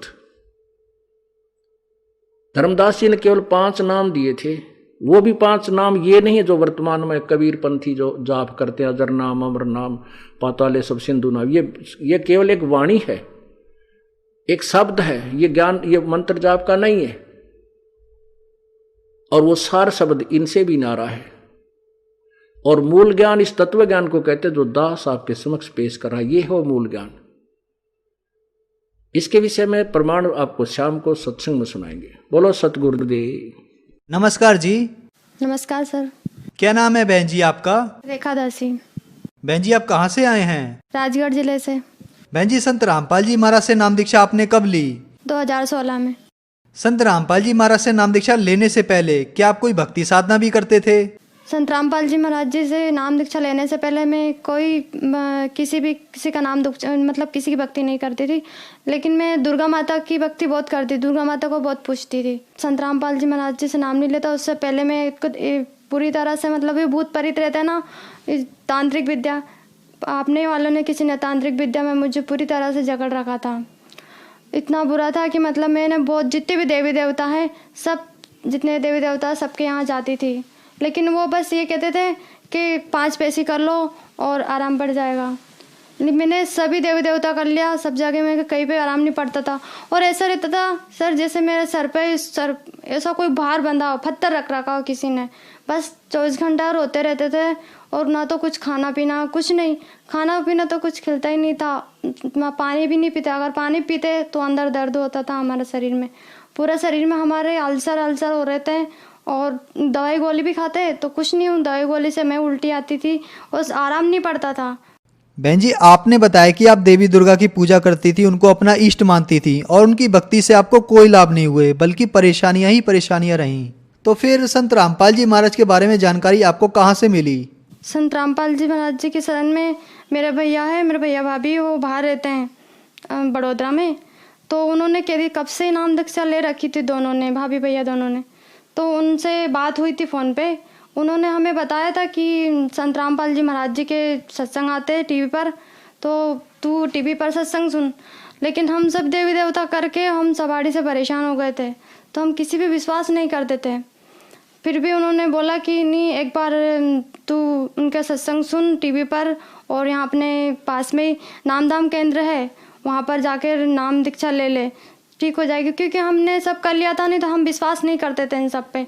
तो हमने सोच लिया था कि अब हम कुछ भी नहीं कर, हम नहीं ले रहे किसी का नाम वाम, जो होगा वो देखा जाएगा, और क्या होगा, इससे ज़्यादा मर जाएंगे। तो फिर भैया ने बोला कि नहीं पगली, एक बार देख तो सही, मेरी बात सुन के तू एक बार देख बस। तो वहाँ पे मैं किराए से रहती थी, हमारे पास टीवी नहीं थी, पहले मोबाइल भी नहीं था मेरे पास। तो पास में अपने आंटी जी थी, उनके घर पे मैं गई। तो उस दिन हमने सत्संग भी सुने थे। जब हम सत्संग सुने तो हमारा तो कुछ नहीं, बस थोड़ी देर में सर दुखने लग गया। फिर हमने भैया से बोल दिया कि हम तो नहीं, मैं तो नहीं जा रही, मेरे को तो नहीं पसंद आया। तो फिर मेरे पथरी और अल्सर, इसमें बहुत सारी बीमारियां हो रही थी मुझे, इतना दर्द होते थे। हम उनसे बोलते थे भैया से, तो भैया हम पे गुस्सा होते थे कि तू हमारी बात नहीं मानती और सुनती भी नहीं है, तो फिर थारे हिसाब से करवा, तो इलाज तुम्हारा कुछ भी कर, हमें कोई मतलब नहीं है। फिर दूसरे दिन फिर हमने बोला कि भैया हमें दर्द हो रहा है, ऐसा हो रहा। तुमने उनको बताया तो उनने बोला कि तू बस एक बार वहाँ जा तो सही, एक बार मेरी बात सुन के और वहाँ पर उनसे देख के आ। तो वहीं पर ही नाम केंद्र खुला हुआ है, तो वहीं पर बोर्ड लग रहा था, संत रामपाल जी महाराज का बोर्ड हमने वहाँ पढ़ के और फिर हम वहाँ पर नाम दीक्षा लेकर आए। बहन जी, हम संत रामपाल जी महाराज के अनुयायियों से मिलते हैं तो उनको संत रामपाल जी महाराज से नाम दीक्षा लेने के बाद आध्यात्मिक, भौतिक, मानसिक और शारीरिक लाभ जरूर होते हैं। तो क्या संत रामपाल जी महाराज से नाम दीक्षा लेने के बाद आपको भी कोई ऐसे लाभ प्राप्त हुए? जी सर, हमें तो बहुत लाभ हुए संत रामपाल जी महाराज से दीक्षा लेने के बाद में, और अभी भी हो रहा है हमारे साथ। पहला लाभ तो हमें ये हुआ कि हमारे जो ये तांत्रिक विद्या जो किसी ने कर रखी थी, बहुत भारी तरह से कर रखी थी, देवी देवताओं ने तो सब बोलते थे कि नहीं, तुम्हारी अगर ये निकाल करेंगे तो इससे तुम्हारी जान भी जा सकती है, मैं कुछ भी हो बस आप तो मेरे का निकाल कर दो। तो वो बोलते थे कि तुम 5 पैसे कर लो। मैंने 5 पैसे की जगह कम से कम 10-15 पैसे कर ली, कुछ आराम नहीं पड़ता था हमें, बस हुआ कि वही हालत हो जाती थी। फिर एक दिन ऐसा हुआ कि पता नहीं हमें एकदम से ऐसा हुआ कि जैसे कोई मतलब कोई भूत पलित थे, 4-5 थे, बहुत उन्होंने काले कपड़े पहन रखे थे, और ऐसे मुझे उठा के और वो पता नहीं किसी गड्ढे में खोद के और मेरी बलि चढ़ा रहे वहाँ पर। तो फिर हम सुबह ही उठ के हनुमान जी के मंदिर में गए। हनुमान जी के मंदिर में तो पंडित जी से बोला हमने कि हमारे साथ ऐसा ऐसा हो रहा। पंडित जी ने बोला कि हनुमान जी की वो मली लगा लो, आप ठीक हो जाओगी इससे, और रोज़ नई प्रार्थना करा करो, यहाँ पे रोज़ डेली आया करो। तो वो मली लगाई, उससे मली से भी कुछ नहीं हुआ हमारे। फिर हुआ कि वही हालत, जैसे हमने नाम दीक्षा ली, नाम दीक्षा लेते ही हमारे सर से पूरा भार उतर गया। बस हमने 1 महीना भक्ति करी, 1 महीना भक्ति करने में उसके पहले पूरी हम ऐसे ठीक हो गए जैसे हमें कुछ हो ही नहीं रहा था, पूरा सर से भार उतर गया, और हम खुद को भी ऐसा लगता था पहले जिसको पागल टाइप रहते थे बिल्कुल। फिर हम धीरे धीरे खाना खाने लग गए, हमारे अल्सर वल्सर सब ठीक हो गए, हमने एक दिन भी दवाई नहीं खाई। संत रामपाल जी महाराज जी ने जो हमें जो नाम दीक्षा दी थी, जो नाम बताए थे, हमने उसका जाप किए और उसे मंत्र करे, उससे हमारे सब कुछ आराम पड़ गया। और उसके बाद में जब हमारे उसके बाद पथरी भी हो रही थी, और पथरी का दर्द इतना होता था कि 24 घंटा दर्द होता रहता था। उसमें भले कितनी दवाई गोलियाँ खा लो, हमें आराम ही नहीं पड़ता था। 1 महीने की दवाई देता था वो डॉक्टर, फिर वही हालत हो जाती थी। पर हमारी वो पथरी तो ठीक होने ही नहीं आ रही थी। तो फिर हम जैसा हमने नाम दीक्षा ली जाके हमने प्रार्थना लगाई परमात्मा गुरु जी संत रामपाल जी महाराज जी के यहाँ पर, जहाँ प्रार्थना लगाई तो वहाँ पर दंडोत करके और गुरु जी से प्रार्थना करी, हे संत रामपाल जी महाराज, मैं उनसे बोला पर कबीर परमात्मा, आप आपके भरोसे हूँ, मेरे को इतना दर्द होता है, मालिक मेरे ये ठीक कर देना आप। बस मैंने तो कुछ भी नहीं बोला था, इतना ही बोल के आई थी वहाँ पर, जिसमें मेरा तो वहीं से आराम पड़ गया था। उसके बाद में ना तो मैंने कोई दवाई गोली खाई, मेरा तो पथरी और अल्सर कुछ भी नहीं। जैसे आप तो मैं इतना मिर्ची मसाला वाला सब खाना पीना सब खाती हूँ, पहले तो मिर्ची मसाला वाला खाना भी नहीं खा सकती थी, और ना ही मैं पानी पी सकती थी, इतने भयंकर अल्सर हो रहे थे मेरे पूरे शरीर में। संत रामपाल जी महाराज जी की कृपा से आज मैं ठीक हूँ। संत रामपाल जी महाराज जी से दीक्षा ली जब से, मेरी पूरी तकलीफ मालिक ने पता नहीं कहाँ खत्म कर दी। बहन जी, संत रामपाल जी महाराज से नाम दीक्षा लेने के बाद आपको बहुत सारे लाभ प्राप्त हुए, तो जो श्रद्धालु आपको देख रहे हैं उनके लिए आप क्या कहना चाहेंगी? जो श्रद्धालु जो देख रहे हैं उन सभी भाई बहनों से मैं यही प्रार्थना करूंगी, यही बोलना चाहूंगी कि संत रामपाल जी महाराज जी से अपनी नाम दीक्षा ले और अपना कल्याण कराए। बहन जी, संत रामपाल जी महाराज से नाम दीक्षा कैसे ले सकते हैं?